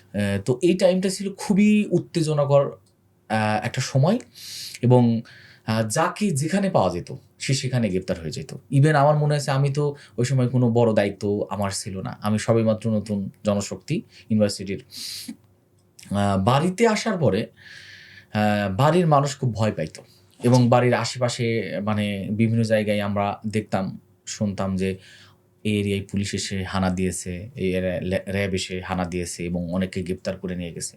তো এই সকল কারণে যেটা ঘটতো যে বাড়িতে থাকতাম না সারাদিন। আচ্ছা। সারাদিন হয়তো খাবারের সময়গুলোতে এসে খেয়ে বাড়ির আশেপাশে বিভিন্ন জায়গায় থাকা, বসা, গল্পগুজব করা কয়েক মাস এরকম করি। এরপরে বলা যায় যে একটু পরিস্থিতি স্বাভাবিক হলে আমরা আবার রাজশাহী ইউনিভার্সিটি করি। আমার মনে আছে যে আমি ইউনিভার্সিটিতে থাকাকালীন সময়ে আমি ইউনিভার্সিটিতে 13-14 সালের ফেব্রুয়ারি মাস পর্যন্ত ইউনিভার্সিটির দায়িত্বশীল হিসেবে বিভিন্ন দায়িত্ব পালন করি। সর্বশেষ রাজশাহী ইউনিভার্সিটির অফিস সম্পাদকের দায়িত্ব পালন করি 4 মাস। মানে 13 সালের নভেম্বর, ডিসেম্বর এবং 14 সালের জানুয়ারি, ফেব্রুয়ারি। তো এই টাইমগুলোর ভিতরে আমার দেখা প্রায় 6 থেকে 7 জন ভাই আমাদের কাছ থেকে শহীদ হতে দেখেছি আমরা। তারা আমাদের জনশক্তি শহীদ হয়েছেন। নোমানী ভাইয়ের পর টানা কয়েকজন ভাই শহীদ হয়েছেন যারা আমাদের জনশক্তি। এর ভিতরে রাশিদুল ইসলাম রেন্টু, তারপরে শাহাদাত হোসেন ভাই নামে একজন ভাই, এরপরে শাহাবুদ্দিন নামে হাফিজুর রহমান শাহীন, এরকম করে 6-7 জন ভাইকে আমরা দেখেছি যে তারা আমাদের এই টাইমটুকুর ভিতরে ভাইরা শহীদ হয়েছেন। তার মানে 9 সালের পর থেকে নিয়ে পুরো টাইমটাই উত্তেজনাকর এবং খুবই কষ্টকর জনশক্তিদের জন্য ছিল। এই টাইম আমরা দেখে আসছি। আপনি কি হলে থাকতেন? কোন হলে আমি থাকতেন? হলে খুব কম সময় ছিলাম। ওই সময় হলে থাকাটাও আমাদের জন্য খুব ছিল না। আমি 9 সালের মাঝামাঝিতে 2 মাসের মতো আব্দুল লতিফ হল, রাজশাহী ইউনিভার্সিটির একটা হল, আব্দুল লতিফ হল, সে হলে আমি ছিলাম। এরপরে আর হলে থাকা হয়নি। এরপরে আপনার দায়িত্ব পালন কোথায়? রাজশাহী ইউনিভার্সিটি থেকে আমি 2014 ফেব্রুয়ারি মাস বলা যায় মোটামুটি লাস্ট পর্যন্ত আমি রাজশাহী ইউনিভার্সিটির অফিস সম্পাদকের দায়িত্ব পালন করি। বিভিন্ন দায়িত্ব ছিল। থানা সভাপতির দায়িত্ব পালন করি, তারপরে বিভিন্ন সেক্রেটারিয়েটের কয়েকটা পদে দায়িত্ব পালন করি। আমার মনে আছে যে আমি প্রথমে বিশ্ববিদ্যালয়ের শিক্ষা সম্পাদক হই। এটা ছিল 6 মাস। এরপরে ছাত্র কল্যাণ, আইন এই পার্টটা দেখি। এরপরে এইচআরডি, এরপরে এসে 4 মাস অফিস সম্পাদক ছিলাম। এটা ছিল রাজশাহী ইউনিভার্সিটি। এরপরে আমি আবার সংগঠন, আমি জানি না কি কারণে আমাকে আবার রাজশাহী থেকে পাবনা পাঠান। পাবনা শহরে, রুট যেখানে, হ্যাঁ, আমার পাবনা শহরের শিবিরের তখন আমি এসে সেক্রেটারি ছিলাম। আচ্ছা, সেক্রেটারি 1 বছর ছিলাম। 14 সাল, 15 সাল এবং 16 সালের মাঝামাঝি এই 1.5 বছর পাবনা শহরের সভাপতি ছিলাম। এটা ছিল মানে রাজশাহী ইউনিভার্সিটি থেকে এসে পাবনায় দায়িত্ব পালন করা। তার আগ পর্যন্ত মূলত পাবনার জনশক্তি থাকলেও মানে জনশক্তি বেশ কয়েক বছর ছিলাম, সাথী ছিলাম। সংগঠনের এত মানে মানে সংগঠনের এরকম মানে ট্র্যাডিশন যে একজনকে আরেক জায়গায় নিয়ে আসা যায়, দায়িত্ব দেওয়া যায় বা এরকম নিয়ম, এগুলো তো অবহিত আমি ছিলাম না বা কোনো কিছুই জানতামও না। তো সেখান থেকে আবার সংগঠন 16 সালের ষান্মাসিকে আমাকে আবার রাজশাহী নিয়ে যায়। রাজশাহী মহানগরীতে আমাকে সেক্রেটারি মনোনয়ন দেন আর কি। এরপরে সেক্রেটারি, এরপরে সভাপতি দায়িত্ব পালন করি ওখানে 18 সালের ষান্মাসিক পর্যন্ত। তারপরে কেন্দ্রে চলে আসেন। এর ভিতরে মাঝখানে মহানগরীর সভাপতি থাকা অবস্থায় গ্রেপ্তার হই। হ্যাঁ, একটা বিয়ের অনুষ্ঠান থেকে গ্রেপ্তার হই। বিয়ের অনুষ্ঠান থেকে গ্রেপ্তার হওয়ার পরে 4 মাস, প্রায় 4 মাস কারাগারে থাকি। এরপরে কেন্দ্র, ওই কারাগারে থাকা অবস্থায় কেন্দ্রে স্থানান্তরিত হই এবং কেন্দ্রের জনশক্তি হিসেবে কাজ শুরু করি। কেন্দ্রের কয়েকটা বিভাগে কাজ করি। আচ্ছা, আমরা এই পার্টটা থাকলো, সামনে আরো আলোচনা আছে, বিশেষ করে আপনার জেল জীবন, অত্যাচার, নির্যাতন, এগুলো নিয়ে আমরা কথা বলবো। তো কেন্দ্রের অনেক দায়িত্ব পালন করার পর সবশেষ আপনি সেক্রেটারি জেনারেল হয়েছেন কত সালে? আমি ছাত্র শিবিরের সেক্রেটারি জেনারেল হই 2023 সালে। আমার কেন্দ্রীয় সভাপতি ছিলেন রাজিবুর রহমান পলাশ ভাই। আর তার আগে তো অনেক কয়েকটা পদে দায়িত্ব পালন করেছি, যেমন অফিস সম্পাদক ছিলাম, তার আগে সাহিত্য, তার আগে প্রচার এবং তার আগে ছাত্র শিবিরের এইচআরডি যে বিষয়, যে বিভাগটা, সেই বিভাগের দায়িত্ব পালন করি। এবং শুরুটা হয় আবার এখানেও, যখন আমি কারাগারে ছিলাম, কারাগার থেকে বের হয়ে আমি জানি যে আমি শিবিরের পরিকল্পনা বিষয়ক সম্পাদক। আচ্ছা, এটা দিয়ে আমার কেন্দ্রের দায়িত্ব শুরু হয়। সবশেষ আপনি যখন কেন্দ্রীয় সভাপতি, তখন তো বাংলাদেশের ইতিহাসে সবচেয়ে গুরুত্বপূর্ণ একটি ঘটনা ঘটে, সেটা হচ্ছে জুলাই বিপ্লব। আমরা বিশেষ করে জুলাই বিপ্লবের যে পূর্বাপর পরিস্থিতি, এটা নিয়ে আমরা একটু জানতে চাবো। এর আগে বলবো যে আপনার জীবনে আপনি যেই সংগঠন করেছেন দীর্ঘ জীবন, তো এই দীর্ঘ সময় সংগঠনের থাকার ফলে আপনার ব্যক্তিগত অভিজ্ঞতা এবং আশেপাশের অনেক মানুষেরই আপনি সাক্ষী যে যে ধরনের নির্যাতন নিপীড়নের শিকার মানুষ হয়েছে, বিশেষ করে ছাত্র শিবির হয়েছে। তো তার কোনো বর্ণনা আপনার মুখ থেকে যদি বলতেন, আপনার মনে পড়ে, মানে উল্লেখযোগ্য। মানে মানে ছাত্র শিবিরের জনশক্তিতে নির্যাতন। আচ্ছা, ছাত্র শিবিরের জনশক্তিতে নির্যাতনের যদি চিত্রের কথা বলি, মানে আমার জনশক্তি বা আমি যাদের দায়িত্বশীল বা আমার দায়িত্বশীল যারা, তো এই জায়গাগুলোকে দেখলে আমি অনেক কাছ থেকে একজন ব্যক্তি নির্যাতনের দৃশ্যগুলো আমার চোখে ভাসে, যার সাথে আমি প্রায় বলা যায় ১-১.৫ মাস একসাথে ছিলাম। সেটা ছিল যে রাজশাহী বিশ্ববিদ্যালয়ের সভাপতি ছিলেন শামসুল আলম গোলাপ ভাই, যিনি ওই ১০ ফেব্রুয়ারিতে ফারুক হত্যা ইস্যুতে উনি প্রধান আসামি বা অন্যতম আসামি হিসেবে গ্রেপ্তার হয়। তার নির্যাতনের সেই ঘটনাগুলা কাছ থেকে অনেক শুনেছি এবং ভাইয়ের সাথেই থাকতাম, একসাথে সেলে থাকতাম। ভাইয়ের তাকে খুবই অমানবিক নির্যাতন করা হয়। এটা হলো আমার কাছ থেকে ভাইকে দেখার সুযোগ হওয়া, যেটা আমি অন্য ভাইদের নির্যাতনের এতটা কাছ থেকে দেখি নাই। ভাইকে যতটা কাছ থেকে আমি দেখেছি, যে ভাইয়ের প্রথমের দিকে তাকে অনেক নির্যাতন করা হয় এবং তার চলাফেরা অনেক কষ্টকর ছিল। সেলে থাকতেন এবং রিস্ট্রিকশন ছিল, মানে নর্মালি যাতায়াত মানে স্বাভাবিক ছিল না। আর সেলে এমন অবস্থা হইতো যে সেলটা এরকম যে সেলের বাইরে বের হওয়া যেত না। নির্দিষ্ট টাইম যদি কেউ কারাগারের বাহির থেকে দেখতে আসে, সপ্তাহে ১ দিন, মাঝে মাঝে ১৫ দিন, আবার কোনো সময় গেছে ১ মাস বা অনেক লং টাইম দেখার সুযোগ হয় নাই। তো আমি এই ভাইকে কাছ থেকে দেখেছি এবং উনি আমার বলা যায় দায়িত্বশীলও ছিল, এবং তার কাছ থেকে নিদারুণ কারাগারে রিমান্ডের নির্যাতনের যে বর্ণনাগুলা তার কাছ থেকে শুনেছি। মানে বলা যায় যে খুবই অমানবিক নির্যাতন করতো। একটা মানুষকে যত ধরনের টর্চার করা যায়, এটা আমি দেখেছি। এটা একজন। আর আরেকজন ব্যক্তিকে আমি দেখেছি, উনি হলো ইউনিভার্সিটির সেক্রেটারি ছিলেন, সাইফুদ্দিন ইয়াহিয়া ভাই। উনার বাড়ি আমার বাড়ি ২টা পাশাপাশি। আমার মানে উনার পাবনা হলেও কাছাকাছি। যার কারণে আমি উনার নির্যাতনের একটা মানে সুস্থ মানুষ গ্রেফতার হওয়ার পরে শুধু একটা রাতের ব্যবধানে পরের দিন বা ২ দিন পরে বা ৩ দিন পরে যখন উনাকে র্যাবের হেফাজতে যখন তাকে মানে কারাগারে উপস্থিত করা হয়, কোর্টে হাজির করা হয়, তো কোর্টে হাজির করার পরে আমার কাছে মনে হলো যে আমি তো কালকেই ভাইয়ের সাথে দেখা করলাম, আমার সাথে তো দুপুরেই কথা হলো বা দেখা হলো, সন্ধ্যার পরে বা রাত্রে গ্রেপ্তার হয়ে গেছে। ২ দিন পরে দেখি যে ভাই স্বাভাবিক নাই, দাঁড়ায় থাকতে পারতেছে না। তাকে অনেকটা সাপোর্ট দিয়ে প্রশাসনের লোকজন দাঁড় করিয়ে রেখেছেন। মানে মুখ, হাত, পা এত বেশি নির্যাতন করছেন যে তিনি তার ভিউটা, তাকে দেখার যে ব্যাপারটা, এই ব্যাপারটা চেঞ্জ হয়ে গেছে।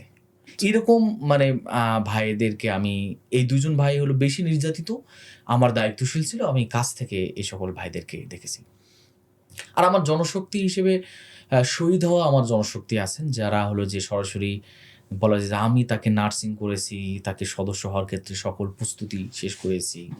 এরকম একজন শহীদ হলো আমার নাটোরেরই শহীদ, উনি শহীদ শাহাবুদ্দিন। উনি একটা থানার সভাপতি ছিলেন, এগ্রিকালচার অনুষদের উনি সভাপতি ছিলেন। এরপরে আরও ইউনিভার্সিটির অন্য দায়িত্ব পালন করেন। তো আমার কাছে যেটা মনে হয়েছে যে মানে এই মানুষগুলো এত সাহসী, খুবই সাধারণ কিন্তু এত সাহসী।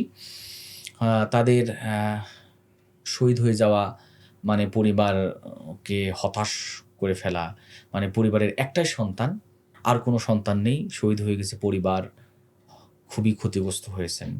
এরকম আমি আমার জনশক্তিদের ভিতরে এই ভাইটাকে আমি কাছ থেকে দেখেছি এবং তারা শহীদ হওয়ার যে জজবাগুলা তাদের ভিতরে আমরা দেখেছি। রাত্রেই মানে দেখলাম ভালো সুস্থ, পুলিশ ধরে নিয়ে গেল সন্ধ্যায়। এই পরে তিনি একদিন পরেই ব্যবধানে তিনি শহীদ হয়ে গেলেন।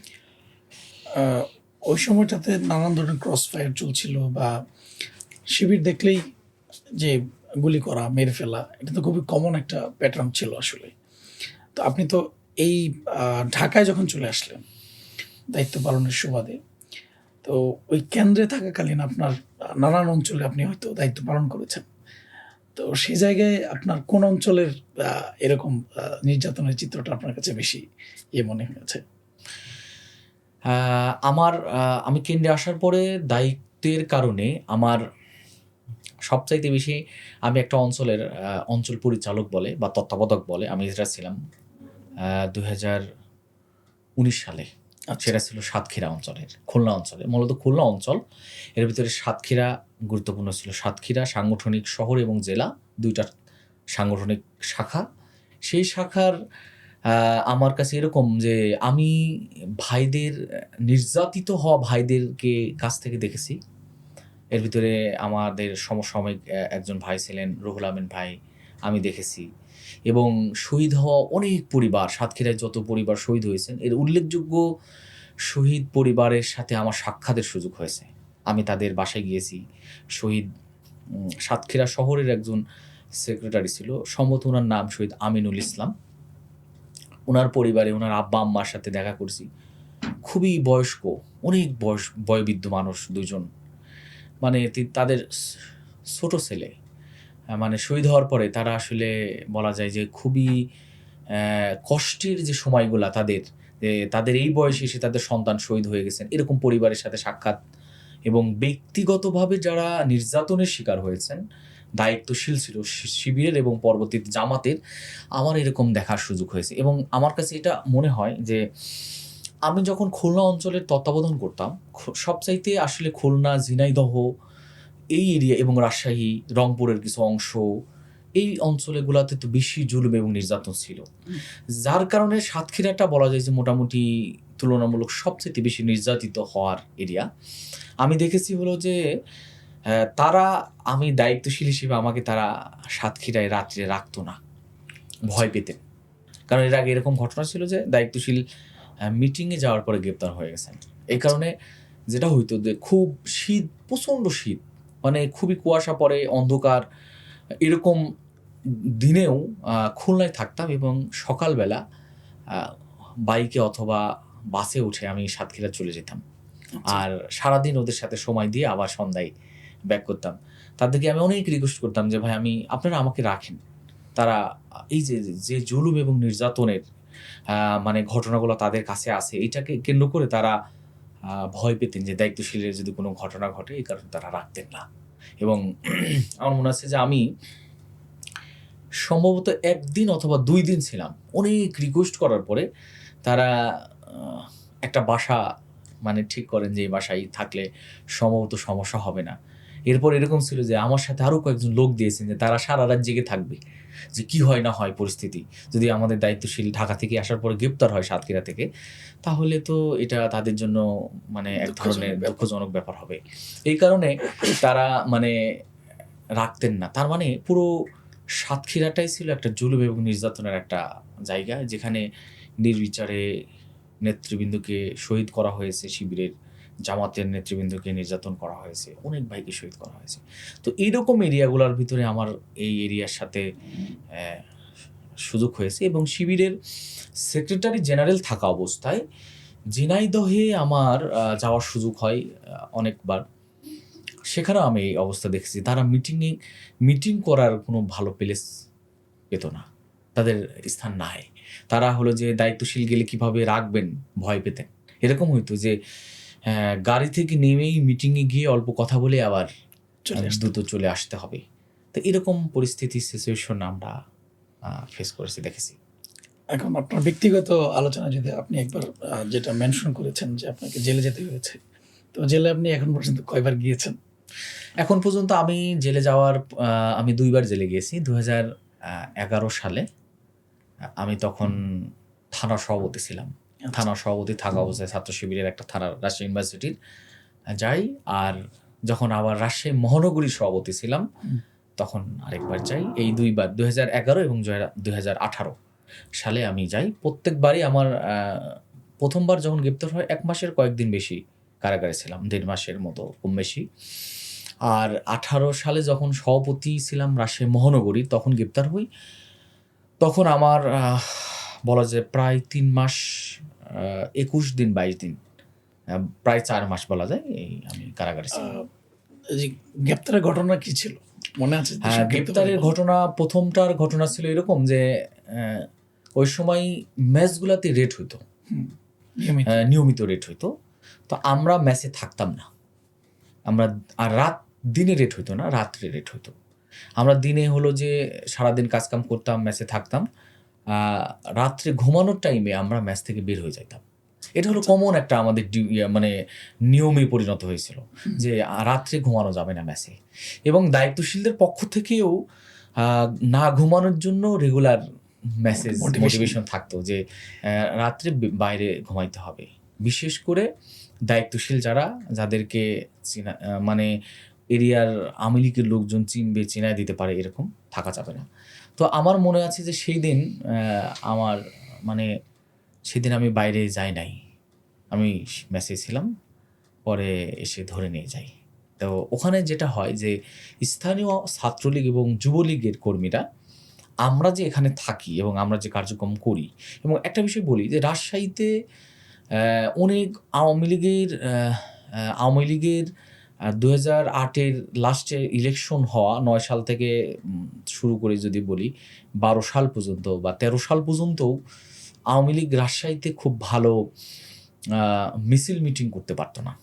আচ্ছা। বিশেষ করে ইউনিভার্সিটি এরিয়াতে তারা, আমার মনে আছে যে ১২ সালে তারা একদিন মিছিল করে পুরো রাজশাহী মহানগরীর প্রত্যেকটা ওয়ার্ড থেকে বাসে টাকে করে লোক এসে নেমে মিছিল করে আবার বাসে উঠে চলে যায়, টাকে উঠে চলে যায়। আচ্ছা। তো এরকম মানে রাজশাহী ছিল। তো এরকম পরিস্থিতিতে যেটা ঘটতো যে আওয়ামী লীগ বা ছাত্রলীগ তারা হলো যারা একটু দায়িত্বশীল রেগুলার কাজ করতেন বা পরিচিত লোকাল, তাদেরকে চিনায় দিত। ইউনিভার্সিটিতে কি শিবির করে এটা জানা যেত, তারা চিনায় দিত। যে এই যে চিনায় দেয়, এটা আমার মনে হয় যে ১১ সালে আমাকে এইভাবে ধরায় দেয়। এরপরে থানা ফেস করে কারাগারে যাই, প্রায় ১.৫ মাসের মতো কারাগারে থাকি। দ্বিতীয়বার আমি তখন মহানগরের সভাপতি, একটা জগন্নাথ ইউনিভার্সিটির সাবেক একজন দায়িত্বশীল, ওনার বাসা রাজশাহীতে, ওনার বিয়ের অনুষ্ঠান ছিল। সেই অনুষ্ঠানে ঢাকা থেকে কেন্দ্রীয় বিভিন্ন নেতৃবৃন্দ যান। ওই সময় তৎকালীন ছাত্র শিবিরের প্রচার সম্পাদক ছিল খালেদ মাহমুদ নামে। উনি জগন্নাথ ইউনিভার্সিটির সভাপতিও ছিলেন এবং ঢাকা মহানগরীর ২-১টা মহানগরী উনি দায়িত্ব পালন করেন। তো উনি যান, ওনার সাথে একটা টিমও যান।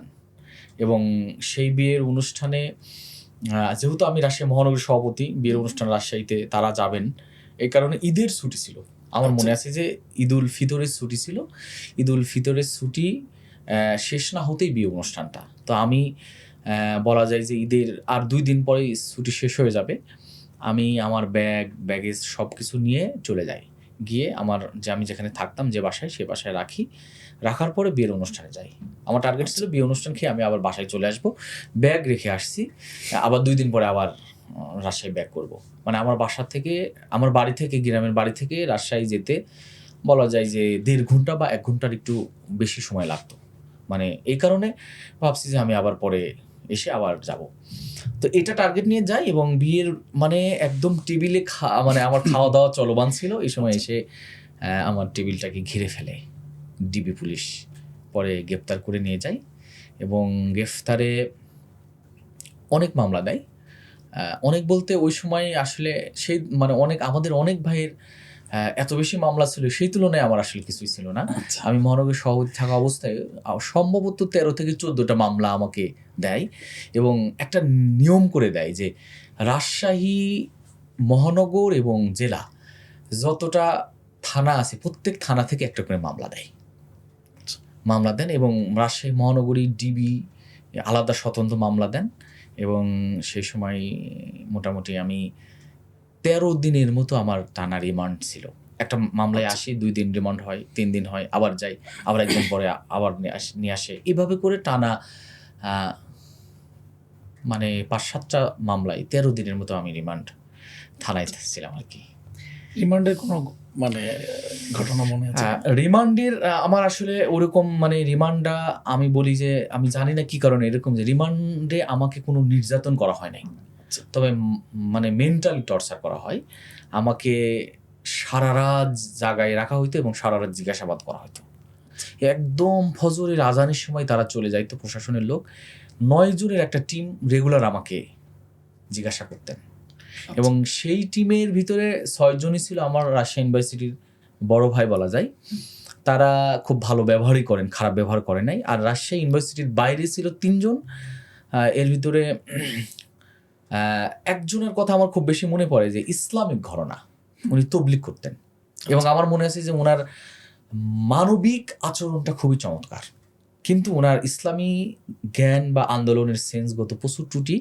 এবং উনি আমাকে, আমি কেন শিবির করি মানে আমার মানে এটা তো আসলে ইসলামী আন্দোলন না, এই জাতীয় বিষয়গুলো নিয়ে উনি আমাকে একটু টর্চার করেন, মানসিক টর্চার করেন। তবে আবার উনি এরকমও যে আমার মনে হয় যে আমার মনে আছে যে উনি ওনার বাড়ি থেকে আম এনেছিলেন। ওনার বাসা চাঁপাইনবাবগঞ্জে ছিল। উনি রাজশাহী কলেজের ছাত্র ছিল সম্ভবত। তো আম এনে উনি ওনার বাড়ির আম আমাকে খেতে দিয়েছিলেন এবং বলেছিলেন যে আপনি জানাবেন যে আম কেমন।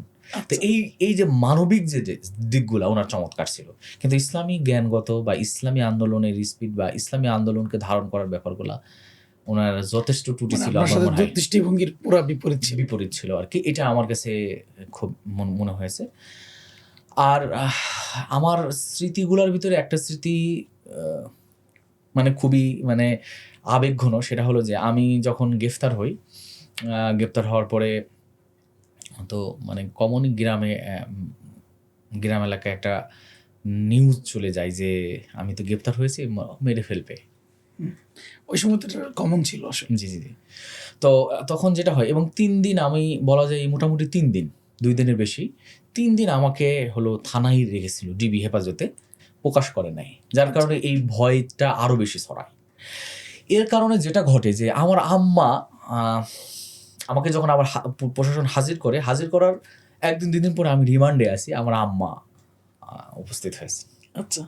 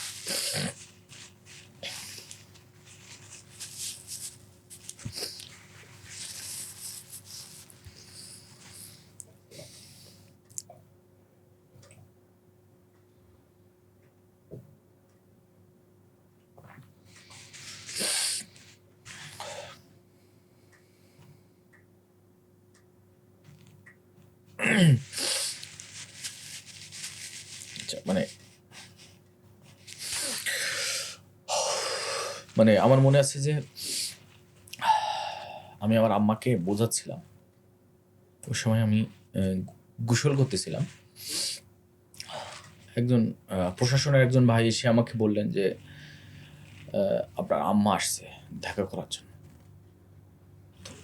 তো আমি তখন আমি বলি যে আমি তো গোসল করলাম, গোসল করে প্যান্ট পরে শার্ট পরে আমি মানে রেডি হয়ে বসে আছি, তো আমাকে মানে হাত করা পড়ায় নিয়ে যাবে আর কি। তা আমি বলছি যে না, আমি হাত করা পড়ায় আমি আমার আম্মার কাছে যাইতে পারবো না, মানে হয়তো আম্মা কান্নাকাটি করবে। তো সেই দিন আমার মনে আছে যে আমি আমার আম্মাকে মানে তার ওনারা হাত করা পড়াইলো না পড়াইয়ে ওই ডিবির যিনি ওসি ছিল তার কাছ থেকে অনুমতি নিলেন যে মানে যিনি আমাকে নিয়ে যাচ্ছেন উনি আমাকে খুব আগে থেকে চিনেন এবং আমাদেরই পরিচিত ভাই আর কি, প্রশাসনের লোক। তো উনি বললেন যে স্যার মঞ্জুর ভাইকে কি আমরা হাত করা পড়া নিয়ে আসবো? তো উনি বললেন যে না, দরকার নেই। পরে হাত করা পড়ানো ছাড়াই মানে আমি যাই, যাওয়ার পরে ওখানে আমার একজন খালা ছিল, উনি রাজশাহীতে থাকতেন, আমার মেজো খালা। খালা, আমার বড় আফা এবং আম্মা যায়, এবং খালাতো ভাই আরও অনেক আত্মীয়স্বজন যায়। যাওয়ার পরে যেটা হয় যে আমি সেদিন মানে আমার ইয়ে ছিল যে আম্মাকে কান্নাকাটি করতে দিব না, এবং আমি তো কান্নাকাটি করার কোনো সুযোগ নাই। তা আমি প্রথমে গিয়েই বলছি যে কান্নাকাটি করা যাবে না, এবং হলো যে কয়েকদিনের ভিতরে জামিন হয়ে যাবে, এটা নিয়ে কোনো টেনশন করা যাবে না। আমি তো একদম ইজি, আমি যা বললাম আমার আম্মাকে আমি এটা বলতেছি যে তোমাকে তো মানুষ বিভিন্ন রকম বোঝাইছে যে আমাকে মেরে ফেলা হচ্ছে বা অনেক রিমান্ডে জুলুম নির্যাতন হচ্ছে, যে আমি তো সুস্থই আছি, আমি তো তোমার সামনে স্বাভাবিক, এরকমই টাইমগুলো চলে যাবে, অল্প দিনের ভিতরে জামিন হয়ে যাবে, তো তোমার কান্নাকাটি করা যাবে না। তো খুবই ভালো, কেউ কান্নাকাটি করে নাই। পরে মাকে বিদায় দিলাম। তো কারাগারে আমি প্রায় 4 মাসের একটু কম ছিলাম। একদিনও কান্নাকাটি বা এরকম কোনো কিছু মানে করি নাই। একদিন খুব কান্নাকাটি করি, মানে এটা আমার মানে দায়িত্বশীল হওয়ার কারণে যেটা ঘটে যে দায়িত্বশীল তো কান্নাকাটি করা যাবে না। কান্নাকাটি করলে জনশক্তি যারা আছে, অনেক ভাইরা গ্রেপ্তার ওই সময়, আমার সাথে অনেক ভাইরা থাকতেন, যার কারণে আমি যদি কান্নাকাটি করি তাহলে এর ইম্প্যাক্টটা আরও সবার উপর পড়বে। তো মানে রোজার ঈদের মানে কয়েকদিন পরে গ্রেপ্তার হই, এর ভিতরে জামিন তো হয় না।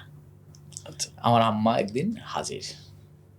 তো সেই দিন এসে আম্মা খুব কান্নাকাটি করতেছিল। এটা হলো কোর্টে আমাকে হাজির করছে।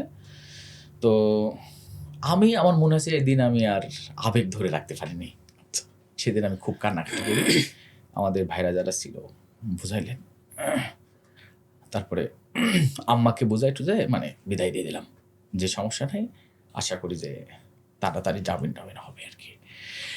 আর কারাগারে যাওয়া এবং রিমান্ডে থাকা, এই বেশ কয়েকটা মামলা দিলেও মানে আমাদের ভাইদের যেভাবে জুলুম এবং নির্যাতন করা হয়, আমার মনে হয় নাই যে তারা আমার সাথে কোনো খারাপ ব্যবহার করছে, জুলুম নির্যাতন করছে, এরকম কোনো ঘটনাই আমার সাথে ঘটে নাই। তবে এটা ছিল যে আসলে কারাগারটা আসলে এরকম না, মানে কারাগার আসলে কোনো মানুষের জন্যই ভালো জায়গা না। যে যাই বলুক, কারাগারটা সবার জন্যই কঠিন, এটা আমার কাছে মনে হয়েছে। দায়িত্বশীল যারা থাকেন, বিশেষ করে ইসলামী আন্দোলনের কর্মী হিসেবে যারা, তারা আসলে কারাগারটাকে হয়তো মানে তাদের প্রকাশটা হয়তো হয় না, কষ্টটাকে তারা নিয়েই চলেন আন্দোলনের জন্য। কিন্তু মানে ওভারঅলই পুরো কারাগারের দিকে তাকাইলে, কারাগারের লাইফ দেখলে আমার কাছে মনে হয় যে সত্যি কারাগার কষ্টের একটা জায়গা, এবং যেটা আমি দুঃশাসনের এই সময়গুলা ইসলামী আন্দোলনের কর্মীদের জন্য খুবই কঠিন একটা সময় ছিল। কারাগারে এত বেশি নির্যাতন, যেটা কল্পনা বাইরে ছিল। আমরা অনেকগুলো বিষয় জানলাম। এখন বিশেষ করে আমরা একটু আপনার কাছে জানতে চাবো যে এই যে আওয়ামী ফেসিবাদের যে দুঃশাসন শুরু হয়, এবং এটা 2024 সালের বিপ্লবের আগ পর্যন্ত সেটা এত বিস্তীর্ণ হয় যে কোনো একটা পরিবার হয়তো বাকি ছিল না যেখানে তাদের নিপীড়ন নির্যাতন পৌঁছায়নি। তো এই যে প্রেক্ষাপট তৈরি হয়, আওয়ামী লীগের পতনের পিছনে এই যে সারা বাংলাদেশে মানে আপামর জনতা নেমেছে মাঠে, এর মানে বিশেষ কোনো কারণ আপনার চোখে পড়েছে কিনা, যে আওয়ামী লীগ এই কারণটার কারণে মানুষ আরো বেশি এই গণ অভ্যুত্থানের দিকে আসছে? আমার কাছে পুরো আওয়ামী লীগের আমলে বা আওয়ামী লীগের বিরুদ্ধে মানুষের আন্দোলন করা, আমার কাছে কয়েকটা জিনিস খুব বেশি মনে হয়। একটা হলো যে মানুষ হিসেবে মানুষের যে অধিকারটা, এই অধিকারের ক্ষেত্রে যথেষ্ট আওয়ামী লীগ মানুষকে সেই অধিকার থেকে বঞ্চিত করে, এটা আমার কাছে মনে হয় যে অন্যতম একটা কারণ। দ্বিতীয় হলো যে মানুষের মানে যে নানা ছোট ছোট মানে মানবিক অধিকারের বাইরেও আরও যে অধিকারগুলো ছিল, এর ভিতরে বাংলাদেশের যে রাষ্ট্র হিসেবে যে গণতান্ত্রিক যে চর্চাটা শুরু হয়েছে, বা গণতন্ত্রের যে চর্চাটা, গণতান্ত্রিক এই চর্চার জায়গায় যেমন ছোট ছোট অধিকার বলতে ভোটাধিকার যেটা, বা নির্বাচনকে সুষ্ঠু করা, তারপরে হলো মানে এক পেশে রাষ্ট্র চালানোর যে নীতি, জনগণকে উপেক্ষা করা, যে এই সকল কারণগুলাই আমার কাছে মনে হয়েছে যে পুরো জাতির মানে জনগণ আস্তে, আস্তে, আস্তে, আস্তে এই সরকারের উপরে ক্ষিপ্ত হয়। এটা আমার কাছে মনে হয়েছে। দ্বিতীয়ত হলো যে ইসলামিস্ট বা ইসলামপন্থী ভাবধারার যারা মানুষ মানে সকল ক্ষেত্রে এই মানুষগুলা সকল ক্ষেত্রেই উপেক্ষিত ছিল। তাদেরকে কোনো স্পেসই দেওয়া হয়নি। মানে কোনো দল না। জামাত ইসলামী একটা দল। এটা তো জামাত দল হিসেবে বা ব্যক্তি হিসেবে যারা মানে জামাত করতেন, পলিটিক্যাল মানে জামাতের যারা লিডার ছিলেন, তারা তো নির্যাতিত হয়েছেন একটা দৃষ্টিতে যে তারা মানে আওয়ামী লীগের জন্য বা ইন্ডিয়ার জন্য এক কথায় বড় ধরনের থ্রেট। কিন্তু পুরো জাতির যারা ইসলামিস্ট ভাবধারার, এখানে দেখেন তাদেরকেই উপেক্ষা করা হয়েছে এবং বিভিন্নভাবে তাদের অধিকার মানে কেড়ে নেওয়া হয়েছে। শিক্ষায় ত্রুটি, ইসলামী শিক্ষা নিয়ে ষড়যন্ত্র, এইরকম ইস্যুগুলোর কারণে ইসলামপন্থীরা সবসময়ই আওয়ামী লীগের বিরুদ্ধেই বলা যায় যে অবস্থান নিয়েছে। আমার কাছে এই কয়েকটা কারণ খুব বেশি মনে হয়। তো আপনি তো জুলাই বিপ্লবের সময় শিবিরের কেন্দ্রীয় সভাপতি ছিলেন। বাই ডিফল্ট আমরা এখন পর্যন্ত যেটা দেখি, জানি এবং যেটা সত্য হিসেবে প্রতিষ্ঠিত, সেটা হচ্ছে যে সারা বাংলাদেশের আন্দোলনকে সমন্বয় করা বা সামনে এবং পিছন থেকে নেতৃত্ব দেওয়ার ক্ষেত্রে ইসলামী ছাত্র শিবিরের একটা বড় ভূমিকা ছিল।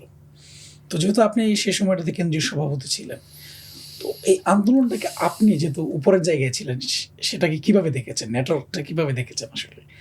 বা আদৌ ইসলামী ছাত্র শিবিরের ব্যাপারে এখন তো নানান ধরনের কথাবার্তা মানুষ বলে, কেউ হয়তো শিবিরকে ক্রেডিট দেয় না, কেউ হয়তো অতিরিক্তও বলে। আপনার জায়গা থেকে মানে যে নিরপেক্ষভাবে যদি বলেন, তাহলে শিবিরের ভূমিকাটা কেমন ছিল আসলে? প্রথম হলো দেখেন, আসলে আমি তো সভাপতি ছিলাম ওই সময়। আমি তো নিরপেক্ষ জায়গাটা কিভাবে বলবো আমি জানি না, কারণ আমি সভাপতি ছিলাম। আমার দেখা প্রথমে সামারি করে এক কথাই বলি যে এই আন্দোলনের পুরো পেছন থেকে আন্দোলনটাকে সফল করার যদি শক্তির তালিকা করা হয় যে কত শক্তি এর পেছন থেকে কাজ করেছেন, তাহলে আমি বলবো যে ছাত্র শিবির পজিশনে ১ নম্বরে থাকবে। এজন্যই থাকবে যে ছাত্র শিবির যারা বৈষম্য বিরোধী আন্দোলনের ব্যানারে ছিলেন, আমি নাম বলতে পারি, নাহিদ, আসিফ, সার্জিস, হাসনাত সহ এরা যারা ছিল, তাদের সাথে প্রতিনিয়ত যে ছাত্র শিবিরের প্ল্যানগুলা শেয়ার করে আন্দোলনটাকে সফল করা, এটা ছিল আমাদের একটা কাজের পার্ট। এবং আমি মনে করি যে আমরা ছাত্র শিবির যে চিন্তা নিয়ে মাঠে আন্দোলন করার যে পলিসি দিতেন, ওই পলিসিগুলাই মাঠে বাস্তবায়িত হইতো। তার মানে আমি এটা ধরেই নিতে পারি যে তাহলে এই পলিসিগুলো আমাদের। অন্য কেউ এখানে মানে এফোর্ট দিতে পারে, অন্য কেউ এখানে সহযোগিতা করতে পারে, কিন্তু ছাত্র শিবির যে ধরনের পলিসি, স্ট্র্যাটেজি, যে ধরনের প্ল্যান নিয়েছে, শতভাগ প্ল্যান বাস্তবায়ন হয়েছে। এজন্য আমি মনে করি যে ছাত্র শিবিরের এখানের ভূমিকাটা হলো যে সবচাইতে বেশি উল্লেখযোগ্য। তবে এর সাথে এটাও বলি যে অন্য ছাত্র সংগঠন যারা ছিল, এদের ভূমিকা অস্বীকার করি না। এটা আমি আমার কাছে থেকে আমি এটার বিরোধিতা করি যে যারা অস্বীকার করে। সকল ছাত্র সংগঠনেরই অনেক ছোট ছাত্র সংগঠন, অনেক বড় ছাত্র সংগঠন, সবারই কোনো না কোনোভাবে এই আন্দোলনের সাথে ছিল এবং ভূমিকা ছিল। আমি যদি বলি যে ছাত্র শিবির ঢাকা ইউনিভার্সিটি থেকে শুরু হয়, যেহেতু এই আন্দোলনটার যাত্রা শুরু হয় ঢাকা ইউনিভার্সিটি থেকে, ঢাকা ইউনিভার্সিটি থেকে শুরু করে জেলা, মহানগর পর্যায় এবং প্রত্যেকটা ইউনিভার্সিটি, ঢাকার বাইরে এবং ঢাকার ভিতরের বিভিন্ন ইউনিভার্সিটি, সকল ইউনিভার্সিটির বলা যায় যে প্রথম সারির যারা লিডিংয়ে ছিল, তারা সবাই ছাত্র শিবিরের। হয়তো মানে আরও সহজ করে যদি বলি যে বৈষম্য বিরোধী যে কমিটিটা হয়, সেই কমিটির পুরো বাংলাদেশের মেইন কোনো না কোনোভাবেই আর কি মানে ছাত্র শিবিরের সাথে কানেক্ট ছিল আর কি। সেক্ষেত্রে ধরতে পারি যে পুরো আন্দোলনের মূল ভূমিকায় ইসলামী ছাত্র শিবির ছিল। ছাত্র শিবির ভূমিকাটা আবার এরকম না যে ছাত্র শিবির পুরো আন্দোলনটাকে অর্গানাইজড করছে, সাধারণদেরকে মাঠে নিয়ে আসা, মানুষকে যখন মানে নেটওয়ার্কিং সিস্টেম বন্ধ ছিল, ঢাকা ইউনিভার্সিটি, জগন্নাথ, জাহাঙ্গীরনগর ইউনিভার্সিটিগুলো বন্ধ ছিল। কিন্তু ছাত্র শিবিরের ঢাকা ইউনিভার্সিটির জনশক্তিদেরকে আমরা ঢাকার বাইরে যেতে দেই নাই। আমার মনে আছে সিদ্ধান্ত দিয়ে রেখেছিলাম যে না, কেউ বাইরে যেতে পারবে না। অন্য অন্য ইউনিভার্সিটির জনশক্তিদেরকে তো আমরা বাইরে যাই, মানে তারা বাড়িতে চলে যাবে, গ্রামে যেতে পারবে না। ঢাকার মহানগরীর সাধারণ ছাত্ররা মাঠে থাকবে, আমরা সেই মানে মাঠে নামানো ব্যবস্থা করা, এদেরকে দিয়ে আবার নতুন করে মানে এই আন্দোলনটাকে আবার যে মানে তার গতিটাকে ফিরিয়ে নিয়ে আসা, এটা কিন্তু আমরা করেছি, ছাত্র শিবির করেছে। তার মানে ছাত্র শিবিরের এই ভূমিকাটা আমি মনে করি যে উল্লেখযোগ্য। এখন তো অনেক ছাত্র সংগঠন যারা শিবিরকে দেখতে পায় না, যে আন্দোলনের শিবির ছিল না, মাঠে বা তাদের মিছিলের ফুটেজ নাই, অনেক কথাই বলে। আসলে দিন শেষে আমরা দেখলাম যে বিশেষ করে ছাত্রদলের সভাপতি রাকিব সহ অনেকের সাথেই আপনার একটা ছবি আমরা দেখেছি মাঝখানে, যে সেটা হয়তো পিছন দিক থেকে তোলা বা এটা গোপনে ওঠানো বা কোনোভাবে এসছে। কিন্তু এই যে অনেকের সাথে আপনারা যে লিয়াজও করেছেন, তো এই বিষয়টা যে যখন অস্বীকার করে, তখন আপনার মানে এই বিষয়ে আপনার মতামত আসলে কি? প্রথম হলো যে দেখেন, মানে যে সকল ছাত্র সংগঠন ছাত্র শিবিরের এই আন্দোলনের এই ভূমিকা অস্বীকার করে, যাদের সাথে আমরা একসাথে মিটিং করেছি, আন্দোলন সফল করার জন্য বারবার বসেছি, এরকম যারা অস্বীকার করে, তখন আমার হাসি লাগে যে মানে এটা কিভাবে সম্ভব, এত মানে সত্যটাকে কিভাবে অস্বীকার করেন। দেখেন, আমার মনে আছে যে সকল ছাত্র সংগঠন আমার নিজের পক্ষ থেকে যোগাযোগ করা, বা আমি এবং আমরা টিম, আমার মনে আছে যে এরকম 22টি ছাত্র সংগঠনের স্টেটমেন্ট নিয়ে আমরা এই আন্দোলনকে সফল করার জন্য স্টেটমেন্ট দিয়েছিলাম। 22টা ছাত্র সংগঠন ছিল, এখানে ছাত্র দল ছিল না। 21টা অথবা 22টা দল তারা সম্মতি দিয়েছিলেন যে আমরা এই আন্দোলনের সমর্থন করি, আমরা এই আন্দোলনের সাথে আছি। ছাত্র দলের সাথে আমি যোগাযোগ করেছিলাম, আমার স্পষ্ট মনে আছে যে ছাত্র দলের সভাপতি আমাকে বলেছিলেন যে আমরা পার্সোনালি স্টেটমেন্ট দিব, আমরা যৌথভাবে দিতে চাই না। আমরা বলছিলাম তারপরে আপনারা আন্দোলনটাকে সমর্থন করে স্টেটমেন্ট দেন। তো এটা ছিল মানে অন্য অন্য দলের সাথে আমাদের যোগাযোগ, এবং কন্টিনিউয়াস প্রতিদিন একাধিক দলের ব্যক্তিদের সাথে যখন নেটওয়ার্ক ছিল আমি নিজে যোগাযোগ করেছি। আমাদের একটা টিম কাজই ছিল, একটা টিমের যে তারা হলো যে ছাত্র নেতাদের সাথে যোগাযোগ করবেন, বিভিন্ন লেয়ার মেনটেন করে যোগাযোগ করা হতো।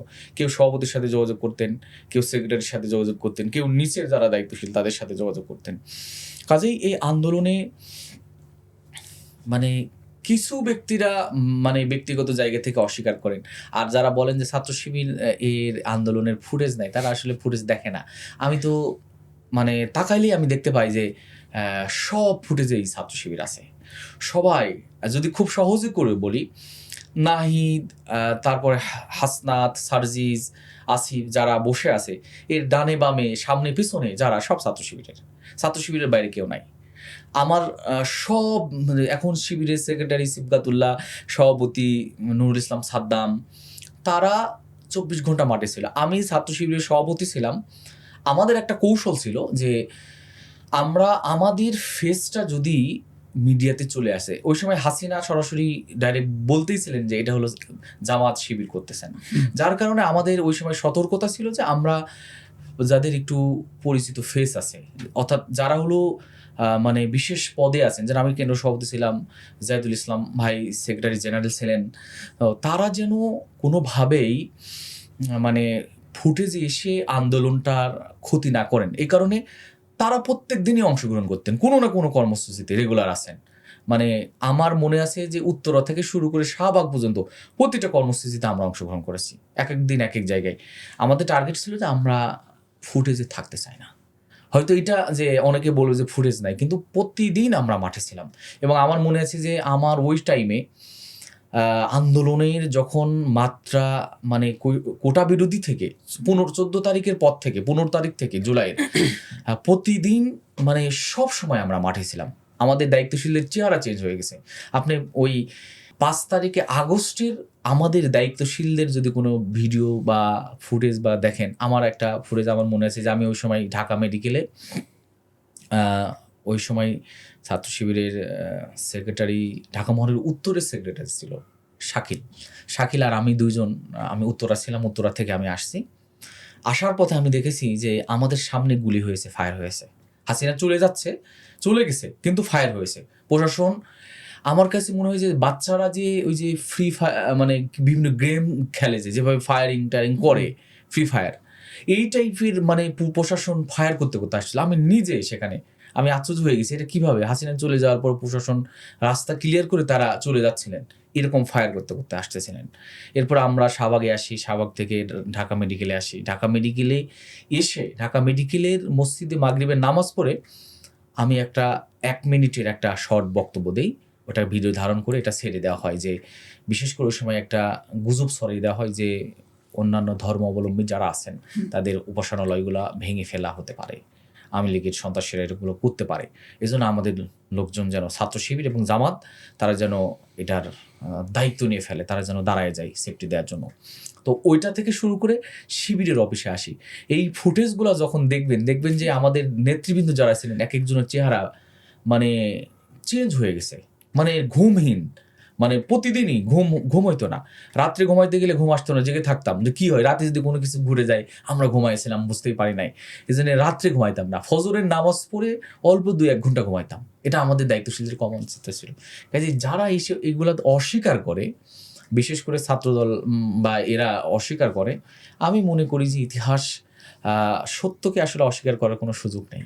এর সাধারণ ছাত্ররা জানে যে মাঠে কারা ছিল, কাদের সাথে থেকে ছাত্ররা মাঠে আন্দোলন করেছে। এখন তো আরেকটি শব্দ যেটা নিয়ে প্রায় আলোচনা হয় সেটা হচ্ছে যে গুপ্ত ছিলেন। তো শিবির কি মানে গুপ্ত ছিলেন, এটা বলার পরে আপনাদের আসলে ডিফেন্সটা কি হয়? অনেকবারই আপনারা শুনেছেন এই প্রশ্ন। তো তারপরে যখন আপনাদের এত অবদান থাকার পরেও যখন কেউ গুপ্ত বলে, তখন আপনারা এই শব্দটাকে কিভাবে গ্রহণ করেন আসলে?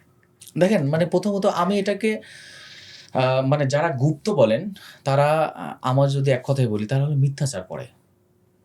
ছাত্র শিবির আন্দোলনের সময় বা কোনো সময় গুপ্ত ছিল না। যারা বলেন আমি এরকম ছাত্রদলের সভাপতি সহ অনেককে আমি নিজে চ্যালেঞ্জ দিয়েছি,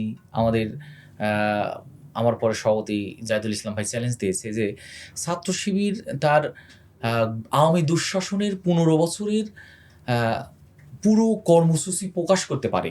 আমাদের কার্যক্রমের পুরো ভিডিও ফুটেজ থেকে শুরু করে সব কিছু সোশ্যাল মিডিয়ায় আছে। হ্যাঁ, এইটা আমরা বলি যে মিডিয়া আমাদেরকে এই সময় অ্যাক্সেস দেয় না, বা মিডিয়াতে আমাদেরকে নিয়ে আসা হয় নাই, মিডিয়া আমাদেরকে সুযোগ দিত না, আমরা মিডিয়ার কথা বলার সুযোগ পাইনি, বঞ্চিত ছিলাম।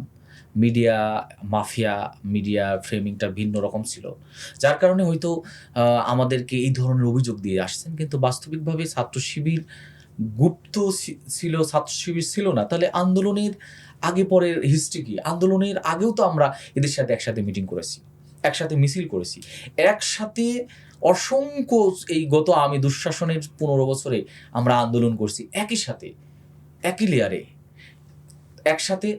তারা সামনে আছে অথবা আমরা সামনে আছি, তারা পিছনে আছে, আমরা সামনে আছি, এরকম করে বিএনপির সাথে, ছাত্র দলের সাথে, জামাত শিবির মিলে আমরা যে বিভিন্ন কর্মসূচি পালন করেছি, তাহলে এগুলা কি? কাজেই এগুলা হলো এক ধরনের ট্র্যাগিং, যে ট্র্যাগিংগুলা আওয়ামী লীগরা বিভিন্নভাবে ট্র্যাগিং করতো। এখন এসে যারা করতেছে তারা ওই একই কায়দায় একইভাবে ন্যারেটিভ তৈরি করার চেষ্টা করে যাচ্ছে ট্র্যাগিংয়ের, এটাই আর কি। তো সারা বাংলাদেশে যখন বিপ্লব সফল হলো, হাসিনা পালিয়ে গেল, তখন তো একটা ভোলাটাইল পরিস্থিতি ছিল। তো যখন ইন্টারিম গভর্নমেন্ট গঠন হয়, সে সময় ছাত্র শিবিরের নেতৃবৃন্দ কেন সেই সরকারে গেল না আসলে? আচ্ছা, আমি পার্সোনালি আমার কাছে যেটা মনে হয় যে প্রথম হলো যে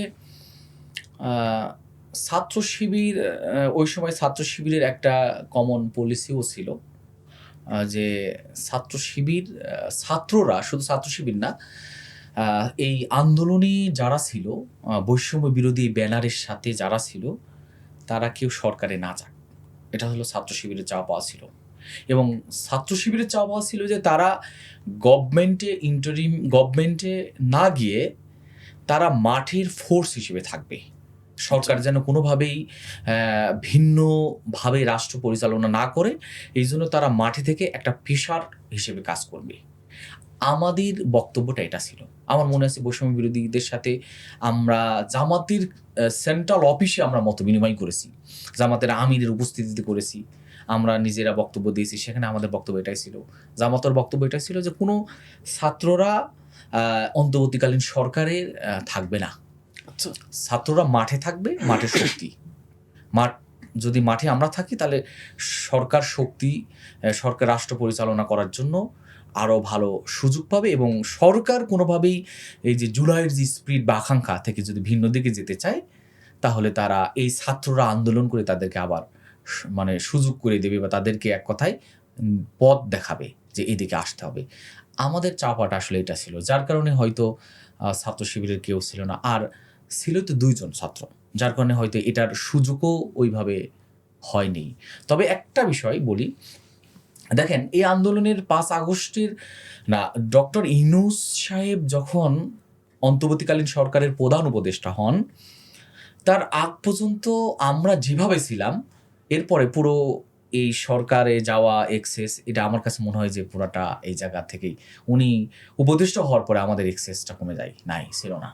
যে আমরা ওনাকে যদি বলতাম যে আমাদের শিবির থেকে কাউকে নেওয়া হোক বা জামাত থেকে কাউকে নেওয়া হোক, তিনি কিন্তু, আমরা তো প্রস্তাব দিয়েছি, জামাত তো প্রস্তাব দিয়েছে, ছাত্ররাও প্রস্তাব দিয়েছে, বৈষম্য বিরোধী প্রস্তাব দিয়েছেন। তো সেই জায়গায় চিন্তা করলে মনে হয় যে সরকার গঠন করার পরে, শপথ নেওয়ার পরেই, ডক্টর ইউনূস প্রথম উপদেষ্টা হওয়ার পরেই আমার কাছে মনে হয়েছে ছাত্রদের যে গুরুত্বটা এটা কমে গেছে। এটা আমার কাছে তখনই মনে হচ্ছিল যে আমরা আমাদের এক্সেসগুলো আস্তে আস্তে সংকীর্ণ হয়ে গেছে, আমাদের কোনো কথা নেওয়া হচ্ছে না, ছাত্রদের কোনো কথা নেওয়া হচ্ছে না। এটা বিপ্লবের পরে তো আমরা দেখলাম যে নানান ধরনের মাস্টার মাইন্ড বের হলো, এক একজন সবাই, কেউ কেউ যাত্রাবাড়ি ব্লকেট করে তারাই নেতৃত্ব দিয়েছে, কেউ বললো যে পাঠচক্রের মাধ্যমে এই আন্দোলন মানে সফল হয়েছে, নানানভাবে নানান থিওরি দেখলাম। তো আপনার দৃষ্টিতে আসলে মাস্টার মাইন্ডকে এই বিপ্লব? দেখেন, প্রথম হলো যে মাস্টার মাইন্ড, এই ইস্যুটা নিয়ে ওই সময় অন্তর্বর্তীকালীন সরকারও এক ধরনের অপরাজনীতি করেছেন।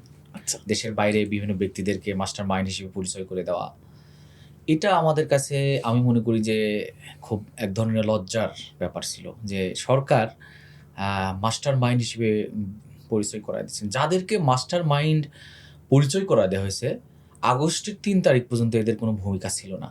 এদের মানে জানি না এদের কি ভূমিকা ছিল, তবে আমাদের দৃশ্যত কোনো ভূমিকা ছিল না। দেখেন, আমি মাস্টার মাইন্ড হিসেবে কোনো ব্যক্তিকে পার্সোনালি, কোনো ব্যক্তিকে এককভাবে মাস্টার মাইন্ড বলার ব্যাপারে আমি মানে আমার এটা দ্বিমত পোষণ করে আমি। এখানে এই আন্দোলনের যারা ভূমিকা রেখেছিল সবাই উল্লেখযোগ্য। ছাত্র শিবিরের আমরা যদি বলেন যে অনেক দায়িত্বশীলরা মাঠে ছিল।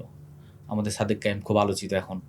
নিঃসন্দেহে সাদেক কায়েম সহ ঢাকা ইউনিভার্সিটির ওই সময় যারা দায়িত্বে ছিলেন, এটা তো দায়িত্বের কারণে সেই ভূমিকাটা রেখেছেন, এবং সাবেক যারা ছিল তারা তাদের জায়গা থেকে সাবেক হিসেবে ভালোবাসার কারণে পুরো সাপোর্ট দিয়েছেন। তো সব মিলে কোনো একজন ব্যক্তিকেই মাস্টার মাইন্ড ধরা, মাস্টার মাইন্ড মনে করে পুরো আন্দোলনে অন্যদের ত্যাগকে অস্বীকার করা, এটা যেমন মানে আমার কাছে অপছন্দের, ঠিক আবার কোনো ব্যক্তিকে মানে কম গুরুত্বপূর্ণ মনে করা। যেমন হলো যে আসিফের যখন একটা বই লেখা হয়, দেখেন ওই বইয়ের সাদেক কায়েমের ছবিটাকে বাদ দিয়ে দেওয়া হয়েছে। এটা হলো এক ধরনের মনে করি যে হীনমন্যতা, যে তারা শিবিরের যারা প্রথম সারিতে ছিল, যারা ওই সময় ভূমিকায় ছিল, তাদেরকে বাদ দিয়ে দেওয়া হচ্ছে। কাজে আমি এই দুইটাকেই অপছন্দ করি। এখানে যারা ভূমিকা রেখেছে তাদের সবাইকেই মূল্যায়ন করা উচিত, তার ভূমিকা, তার অবস্থানের আলোকে অবশ্যই তাকে গুরুত্ব দেওয়া উচিত, এটা আমি মনে করি। এখন আমরা অনেক বিপ্লবের পরে পরে যেটা দেখলাম যে ছাত্র দল সহ কিছু সংগঠন তারা তাদের দলীয় কিছু শহীদের নাম তারা প্রকাশ করেছেন, কিন্তু এই ক্ষেত্রে আমরা শিবিরকে দেখলাম রিজার্ভ। তারা মানে দলীয় বা পদধারী নেতা বা শহীদ হয়েছেন এরা এরা ছাত্র শিবিরের এরকম করে কোনো ধরনের লিস্ট তৈরি করে নাই বা প্রকাশ করে নাই, এবং প্রথম দিকে অনেক ক্ষেত্রে তাদের যে নেতৃত্ব দেওয়া লোকজনকেও তারা আসলে ওইভাবে হাইলাইট করে নাই। এটা বিশেষ কোনো কারণ ছিল বা এটা কোনো প্ল্যান ছিল কিনা? দেখেন, দলীয় নেতাদের যারা শহীদ হয়েছেন বা যারা নেতৃত্ব ছিলেন, শিবিরের একটা কমন স্ট্যান্ড ছিল যে তারা এই আন্দোলনের পুরো ক্রেডিটটা শহীদদের দিতে চান। এই যারা অংশগ্রহণ করছেন তাদেরকে দিতে চান। যারা ত্যাগ করছেন এই আন্দোলনে তাদেরকে দিতে চান। একক কোনো ব্যক্তিকে দিতে চান না। এটা ছিল শিবিরের একটা কমন একটা স্ট্যান্ড। যার কারণে হয়তো এই যে অনেক ব্যক্তিকে পরিচয় করিয়ে দেওয়া ধারাবাহিকভাবে এটা আমি মনে করি যে হয়ে ওঠে নাই। এটা একটা। দ্বিতীয় হলো যে শহীদদের তালিকা প্রকাশের যে ব্যাপারটা, ছাত্র শিবির আমার কাছে মনে হয় চাইলেই তালিকা প্রকাশ করতে পারেন। ছাত্র শিবিরের কাছে আমি যখন সভাপতি ছিলাম তখন এটা নিয়ে কাজ করতেছিল। দেখেন ছাত্র শিবির যাদেরকে শহীদ মনে করেন ছাত্র শিবিরের দৃষ্টিতে, যদিও এই আন্দোলনের জন্য সবাই ত্যাগ করেছেন, শহীদ হয়েছেন, তো সেই শহীদরা ছাত্র শিবিরের কতজন এই সংখ্যাটা আমি যখন সভাপতি ছিলাম ওইটাকে যাচাই বাছাই সহ তালিকা ফাইনাল করতেছিলাম যে আমাদের কতজন। পরবর্তী নেতৃবৃন্দ কি কারণে প্রকাশ করে নাই সেটার আসলে আমার জানা নেই, আমি জানি না। তবে সব মিলে হয়তো সময় বা কোনো সময় ছাত্র শিবির সেই সংজ্ঞাটাও প্রকাশ করবে, এটা আমার মনে হয়। শিবিরের ভূমিকার কারণে আমরা দেখি যে আওয়ামী লীগ এখনো অনলাইনে যে ন্যারেটিভটা চালু করেছে সেটা হচ্ছে যে এর পিছনে জামাত শিবির ছিল। তো এর বাইরে যে এত মানুষের যেই অংশগ্রহণ এটাকে তারা কিন্তু এক্সক্লুড করে দেওয়ার চেষ্টা করে। পাশাপাশি এই যে এত শহীদ হলো, এই ব্যাপারে আওয়ামী লীগের এখন পর্যন্ত কোনো ধরনের অনুশোচনা বা কিছুই দেখা যায়নি। তো এই যে আওয়ামী লীগের এই যে স্ট্যান্ড এখন পর্যন্ত তাদের যেই লাভ ছাপ বা দেশে চলে আসার কথাবার্তা, এগুলোকে শিবির কি মনে করে যে আওয়ামী লীগ চলে আসতে পারবে? আপনার কি মনে হয়? আমি এখানে দুই তিনটা বিষয়ে কথা বলি। প্রথম হলো যে আওয়ামী লীগের যারা জুলাইকে নিয়ে এখন আমরা দেখতে পাচ্ছি মিডিয়াতে আওয়ামী ঘরনা বা আওয়ামী লীগের ন্যারেটিভটাকে বা আওয়ামী লীগকে নর্মালাইজড করার জন্য তারা কাজ করে যাচ্ছে। এরকম অনেক ব্যক্তি আছে, সাংবাদিক আছে, অভিনেত্রী আছে, যারা রেগুলার আওয়ামী লীগের পক্ষে বক্তব্য দিয়ে ইজি করে ফেলতে চাচ্ছে পরিবেশটাকে। তো আমি মনে করি যে জুলাইয়ের গুরুত্বটাকে নষ্ট করতে যারা চায় এদেরকে অবশ্যই আওয়ামী লীগের এদের হলো এজেন্ট হিসেবে এদেরকে অবশ্যই সরকারের উদ্যোগ নেওয়া উচিত, এদেরকে বিচারের মুখোমুখি করা উচিত। এটা এক। দ্বিতীয় হলো যে আওয়ামী লীগ এত সহজেই দেশে আসতে পারবে না। আওয়ামী লীগ যদি আবার দেশে আসে, ছাত্র শিবির এটা নিয়ে বা আমরা জামাত শিবির যাই বলি, আমার কাছে মনে হয় যে আমরা কেউ ভীত না। বরং আওয়ামী লীগ যদি আসে আমার কাছে এরকম মনে হয়, এখনও এরকম মনে হয়, যদিও বিএনপি এবং জামাত বা ছাত্র শিবির ছাত্র দলের ভিতরে এক ধরনের এখন বড় দূরত্ব। একটা সময় কিন্তু আমরা একসাথে যোগপথ আন্দোলন করে আসছি। দেখেন, আমার মনে হয় যে আওয়ামী লীগ বা হাসিনা আবার ব্যাক করবেন এই কথা শুনলে এই ইস্যুতে আবার সবাই এক হয়ে মাঠে থাকবে। এই ইস্যুর ব্যাপারে সবাই এক। এবং আমরা বাংলাদেশে এই সম্পত্তি অনেক ঘটনার ভিতরে এরকম ঘটনা ছিল যে ছাত্রলীগের কিছু সন্ত্রাসীরা চেষ্টা করেছেন পরিস্থিতি খারাপ করার জন্য। দেখেছি যে আমরাই তো পল্টনে মিছিল করেছি বেশ কয়েকদিন আগে, গত 23-24 তারিখের দিকে আমরা মিছিল করেছি। আমরা একদিক দিয়ে মিছিল নিয়ে যাচ্ছে, বিএনপির লোকজন আর একদিক দিয়ে মিছিল নিয়ে যাচ্ছে, একই ইস্যু, আওয়ামী লীগের ইস্যু। কাজেই আমার মনে হয় না যে তারা ব্যাক করবেন। যদি ব্যাক করেন, শর্ট টাইমে ব্যাক করেন, তাহলে আবার জুলাই যোদ্ধা যারা ছিল, যারা একটা ইস্যুতে ঐক্যবদ্ধ ছিল, আবার ঐক্যবদ্ধ হয়ে যাবে, এটা আমার এখনো মনে হয়। তবে আওয়ামী লীগ ভিন্নভাবে সরকারের অদূরদর্শিতার কারণে আওয়ামী লীগ ভিন্নভাবে তাদের এজেন্ডা বাস্তবায়ন করতে পারে, যেটা আমরা দেখতে পাচ্ছি। এরকম হতে পারে। এই যে জাতীয় নির্বাচন হয়ে গেল, সেখানে আমরা দেখলাম যে এই নির্বাচনে জামাত ইসলামী বিরোধী দল এবং বিএনপি সরকারি দলে আসলো। এর আগে অন্তর্বর্তীকালীন সরকারের সময় যে সমস্ত উদ্যোগগুলো নেওয়া হয়েছিল, এর অনেকগুলো উদ্যোগকে আমরা দেখছি, বিশেষ করে গণভোট, যেটা মেজরিটি পার্সেন্ট মানুষ যারা গণভোট পাশ করেছে, হ্যাঁ দিয়েছে, এই বিষয়গুলোকে উপেক্ষা করা বিএনপি সরকারের একটা প্রবণতা আমরা দেখছি। এই প্রবণতাটাকে আপনি কিভাবে ব্যাখ্যা করেন? হ্যাঁ, আমার কাছে যেটা মনে হয় যে গণভোট, জুলাই সনদ বা জুলাইয়ের যে মূল আকাঙ্ক্ষা, এই কয়েকটি ইস্যু নিয়ে যদি বলি, তাহলে বিএনপি সরকার প্রথমত এই জাতির সাথে, জনগণের সাথে প্রতারণা করেছে। গণভোট ছিল মানুষের ম্যান্ডেট আর কি। মানুষ সরাসরি ভোটের মাধ্যমে তারা মানে জুলাই সনদ বাস্তবায়ন, গণভোটে বাস্তবায়নের ব্যাপারে যে মতামত দিয়েছিলেন, তারা ক্ষমতায় এসেই প্রথমেই এই জনগণের মতটাকে উপেক্ষা করেছেন। কাজেই এটা আমার কাছে মনে হয় যে এই ধরনের উপেক্ষা করা, বারবার উপেক্ষা করার কারণে যেটা ঘটবে যে তারা তো জনগণকেই উপেক্ষা করতেছেন, এবং এটা যদি বারবার উপেক্ষা করতে থাকে তাহলে আমার কাছে মনে হয় যে একসময় এই জনগণই আবার জেগে উঠবে। যেভাবে হাসিনা জনগণের ভোটাধিকার কেড়ে নিয়েছিল, মৌলিক অধিকার কেড়ে নিয়েছিল, ধর্মীয় অনুশাসন মানার ধর্মীয় অধিকার কেড়ে নিয়েছিল, ঠিক একই কায়দায় এনারা যদি এইভাবে কেড়ে নিতে থাকে, দেখবেন আবার বড় ধরনের কোনো ক্রাইসিস বা বড় ধরনের আবার বিপ্লব বলি বা গণ অভ্যুত্থান বলি, এগুলো আবার নতুন করে ঘটবে, এবং যারা বাড়াবাড়ি করবে এদেরকে বিদায় করবে। এটা আমার কাছে মনে হয়, সবসময়ই মনে হয় এটা। আমরা একটা জিনিস সম্প্রতি দেখতে পাচ্ছি যে নির্বাচনের আগে এবং পরে বিএনপির ব্যাপারে জনগণের মধ্যে একটা পারসেপশন আছে যে চাঁদাবাজির ক্ষেত্রে তাদের একটা বেঞ্চমার্ক হয়ে গেছে অলরেডি, যে সব জায়গায় চাঁদাবাজ মানেই মানুষ বিএনপি এবং ছাত্রদল সহ কিছু সংগঠনকে নির্দেশ করছে। তো এটাকে আসলে জামাত শিবির মানে প্রতিষ্ঠা করেছে, এই বিষয়টাকে প্রতিষ্ঠা করার জন্য কাজ করছে, না আসলেই তারা মাঠে ময়দানে চাঁদাবাজি করে? দেখেন, মানে চিত্রটা এরকম যে আমরা যদি রিয়েল চিত্রটাকে দেখি চাঁদাবাজ, সন্ত্রাসী, দখলবাজ এই ইস্যুগুলাতে, তাহলে দেখবেন যে বাস্তবিক চিত্রটা হলো যে প্রতিদিনই ব্যবসায়িক শ্রেণী কোনো না কোনোভাবে চাঁদার সম্মুখীন হচ্ছে। মানে আমার কাছে এটা মনে হয় যে শুধু হাত বদল হয়েছে। আগে এক ধরনের চাঁদাবাজ ছিল, ওনার হাতটা বদল করে আরেকজনকে দায়িত্ব দিয়ে গেছেন। কাজেই এটা হলো যে জামাত প্রতিষ্ঠিত করেছেন, ব্যাপারটা এরকম না। এটা তাদের এই ধরনের অপরাধের কারণে পুরো মানে জাতিগতভাবেই ধরে নিয়েছে যে মানে চাঁদাবাজ মানেই হলো বিএনপি, চাঁদাবাজ মানে হলো ইনারা। আর যার কারণেই এটা জামাতের প্রতিষ্ঠিত করা লাগবে, ব্যাপারটা আমার কাছে এরকম মনে হয়নি। যে জনগণ, ব্যবসায়িক শ্রেণী যারা সাফারিং হচ্ছে, মূলত তাদের কারণেই এটা প্রতিষ্ঠিত হয়ে গেছে। এবং অনেক সময় অনেক কিছু থাকে যে দেখবেন যে এতবার ঘটতে মানে ওই জিনিসগুলা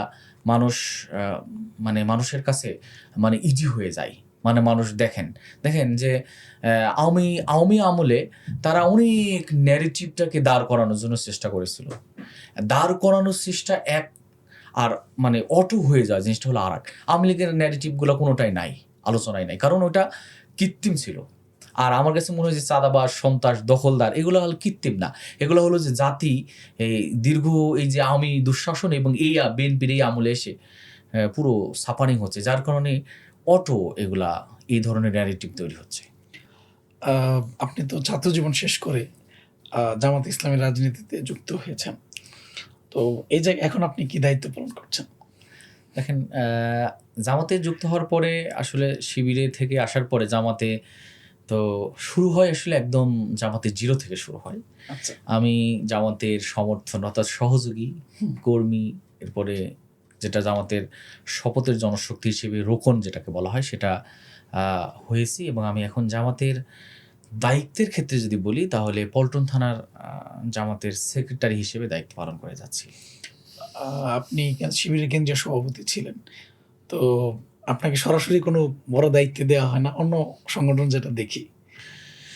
এখন মানে আমার কাছে যেটা মনে হয় যে জামাত যেহেতু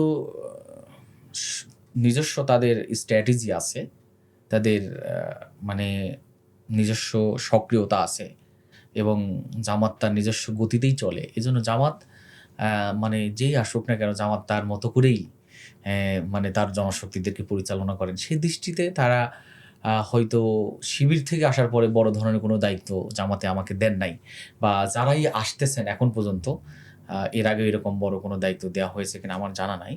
তো এটা হলো যে জামাতের আসলে নিজস্ব পলিসি বা নিজস্ব ব্যাপার, যে ব্যাপারটা নিয়ে জামাত যদিও মাঠে মিডিয়াতে বিভিন্ন আলোচনা সমালোচনা আছে, তারপরেও মানে তার নিজস্ব দল হিসেবে তাদের নিজস্ব পলিসি তো আছে, সেই পলিসি অনুযায়ী তারা সংগঠন পরিচালনা করেন। সেক্ষেত্রে মানে অন্য সংগঠন থেকে শিবির যেহেতু মানে সাংবিধানিকভাবেই স্বতন্ত্র সংগঠন, ভিন্ন মানে দল আলাদা মানে সংগঠন হিসেবে, সেক্ষেত্রে মানে তাদের এখানে আসার পরে তাকে মানে হঠাৎ করে বড় দায়িত্ব এটা জামাত এখন পর্যন্ত দেন না, বা এরকম আমি দেখি নাই। আসলে শিবির থেকে তো মানুষ বিদায় নেওয়ার পরে জামাত করতে হবে, এটা তো বাধ্যতামূলক না আমি যতদূর জানি। তো আরো অন্যান্য ইসলামী সংগঠন আছে, কিংবা আরো অনেক ধরনের প্রচলিত রাজনৈতিক সংগঠন আছে, সেগুলোতে জয়েন না করে আপনি জামাতেই কেন গেলেন?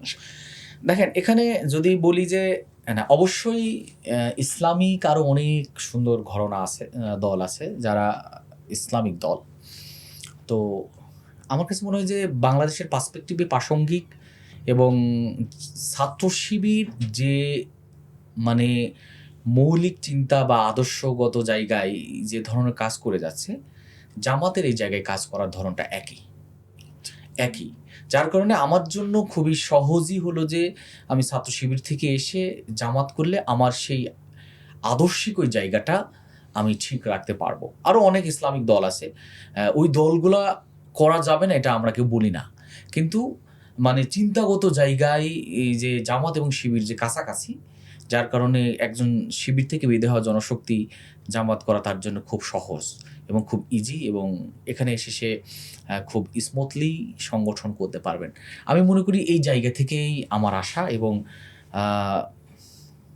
মানে বলা যায় যে আর একটু ভালো লাগার জায়গা থেকেও আসা। আমরা দেখলাম যে অনেক ইয়াং বয়সে অনেক এমপি এবার পার্লামেন্টে আছে।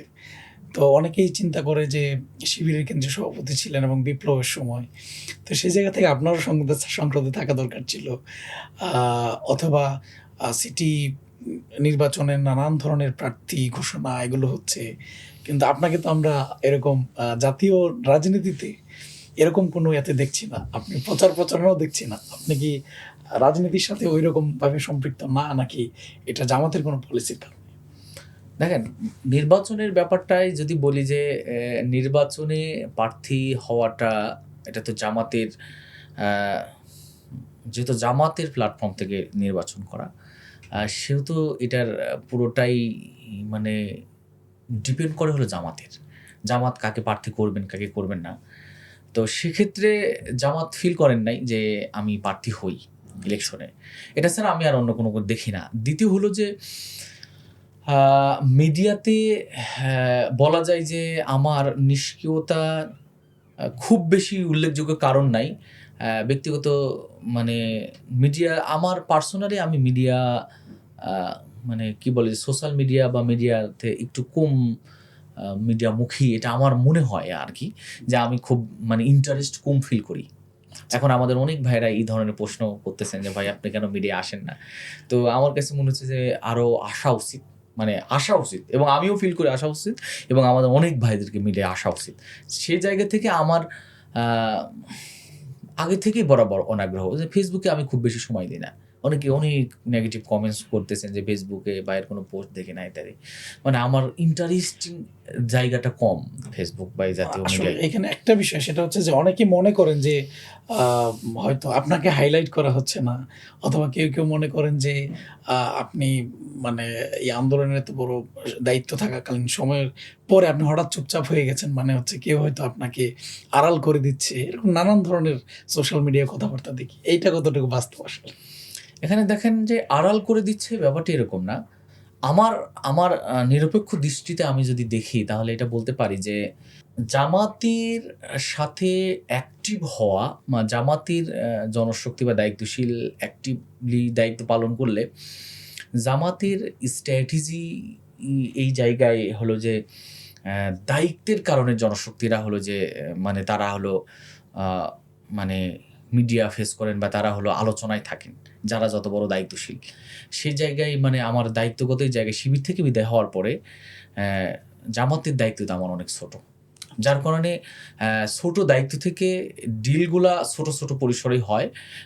যারা বড় দায়িত্বশীল হিসেবে জামাতে যারা আছেন তারা বড় ডিলগুলা করেন, এর কারণে হয়তো মিডিয়াতে আমাদের আশাটা কম। আর ব্যক্তিগতভাবে রেগুলারই কোনো না কোনো টেলিভিশন বা জায়গা থেকে নকিংয়ে রাখেন যে টক শো বা বিভিন্ন জায়গায়, হয়তো আমারও কিছু দুর্বলতা আছে। ওইগুলা দূর করার জন্য বা আসার জন্য মানসিক বা প্রস্তুতিগুলা নিচ্ছি। আশা করি যে আস্তে, আস্তে আরো বেশি মিডিয়াতে অ্যাক্টিভ হব। ইনশাআল্লাহ। ইনশাআল্লাহ। তো আজকে আপনি ইনোভাটক্সে আমাদেরকে সময় দিয়েছেন এবং খুবই ব্যস্ত। এর মাঝখানেও আপনি এসেছেন। তো আপনাকে ধন্যবাদ জানাচ্ছি। সবশেষ এই মানে যুব সমাজের প্রতি আপনার কি ধরনের বাণী বা কি ধরনের মেসেজ থাকবে? আপনি যুবকদেরকে বিশেষ করে এই ২৪-এর আন্দোলনে যারা অংশগ্রহণ করেছে, এই দেশটাকে পজিটিভলি পরিবর্তনের ক্ষেত্রে আপনার কোনো মেসেজ আছে কিনা? তাহলে আমাদের হ্যাঁ, যুবকদের ব্যাপারে আমার মেসেজ হলো যে এই সময়ে যুবকদের জন্য বড়, বড় চ্যালেঞ্জ, সেই চ্যালেঞ্জগুলোর ভিতরে নৈতিকতার এই জায়গায় যে চ্যালেঞ্জগুলো আছে, এই ব্যাপারে আমাদের যুবকদের সিরিয়াস হওয়া উচিত। মানে আমাদের প্রতিপক্ষ আ আমাদের অস্ত্র ব্যবহার করবে না। অস্ত্রের প্রয়োজন নাই। এখন নৈতিকভাবে যদি তাদেরকে দুর্বল করে দেওয়া যায়, তাহলে আমরা এমনিতেই শেষ হয়ে যাব। আমাদের প্রতিপক্ষকে সরাসরি এসে আমাদের আক্রমণ করতে হবে না। এজন্য নৈতিকতাকেই আমি মনে করি যে প্রায়োরিটিতে যুবকদের ১ম এ রাখা উচিত। আর যেহেতু আমি ছাত্র শিবিরের সভাপতি ছিলাম, ছাত্র জনতা যারা আছেন, আমি মনে করি যে ২৪ এর পরে আমার কাছে এখন মনে হচ্ছে যে আমরা পড়াশোনার এই টেবিল থেকে দূরে চলে গেছি। সবাই। সাধারণ ছাত্র থেকে শুরু করে সব লেভেল। আমার মনে হয় যে আন্দোলনের মাঠে যেমন আমাদের ছাত্র জনতার বা এই প্রজন্মের ভূমিকা ছিল, এখন এসে টেবিলেও আমাদের ভূমিকা থাকা উচিত। হ্যাঁ, বুদ্ধিবৃত্তিক এই জায়গায় আমাদের আরো বেশি সময়, আরো বেশি মানে কাজ করা দরকার। সেই আহ্বানটা থাকবে। এবং আ আমি মনে করি যে অ্যা যারা আমাদের জাতিসত্তা নিয়ে প্রতিনিয়ত ষড়যন্ত্র করে যাচ্ছে, সেই জাতিসত্তার ষড়যন্ত্রের বিরুদ্ধে অ্যা অনেক দ্বিমত হতে পারে। কিন্তু আমাদের এই সকল ইস্যুতে এক হওয়া উচিত যুবকদের, সেই আহ্বানটা থাকবে।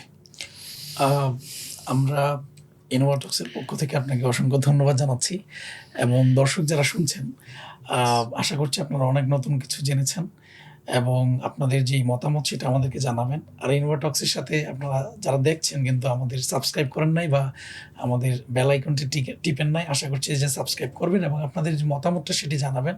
পাশাপাশি আমাদেরকে কোনো যদি পরামর্শ থাকে অথবা আপনাদের কোনো কিছু জানার থাকে আমাদের কমেন্টে জানাবেন অথবা মেসেজ করবেন। তো সবশেষ আবারও আপনাকে ধন্যবাদ জানাচ্ছি ইনোভাটক্সে আসার জন্য এবং ভবিষ্যতের আমন্ত্রণ জানিয়ে আজকে আমরা শেষ করছি। আবারও দেখা হবে সেই প্রত্যাশা রাখছি। ইনশাআল্লাহ। ধন্যবাদ ইনোভাটক্সে, ধন্যবাদ আপনাকে। আসসালামু আলাইকুম। আসসালামু আলাইকুম ওয়া রাহমাতুল্লাহ। ওয়া আলাইকুম আসসালাম।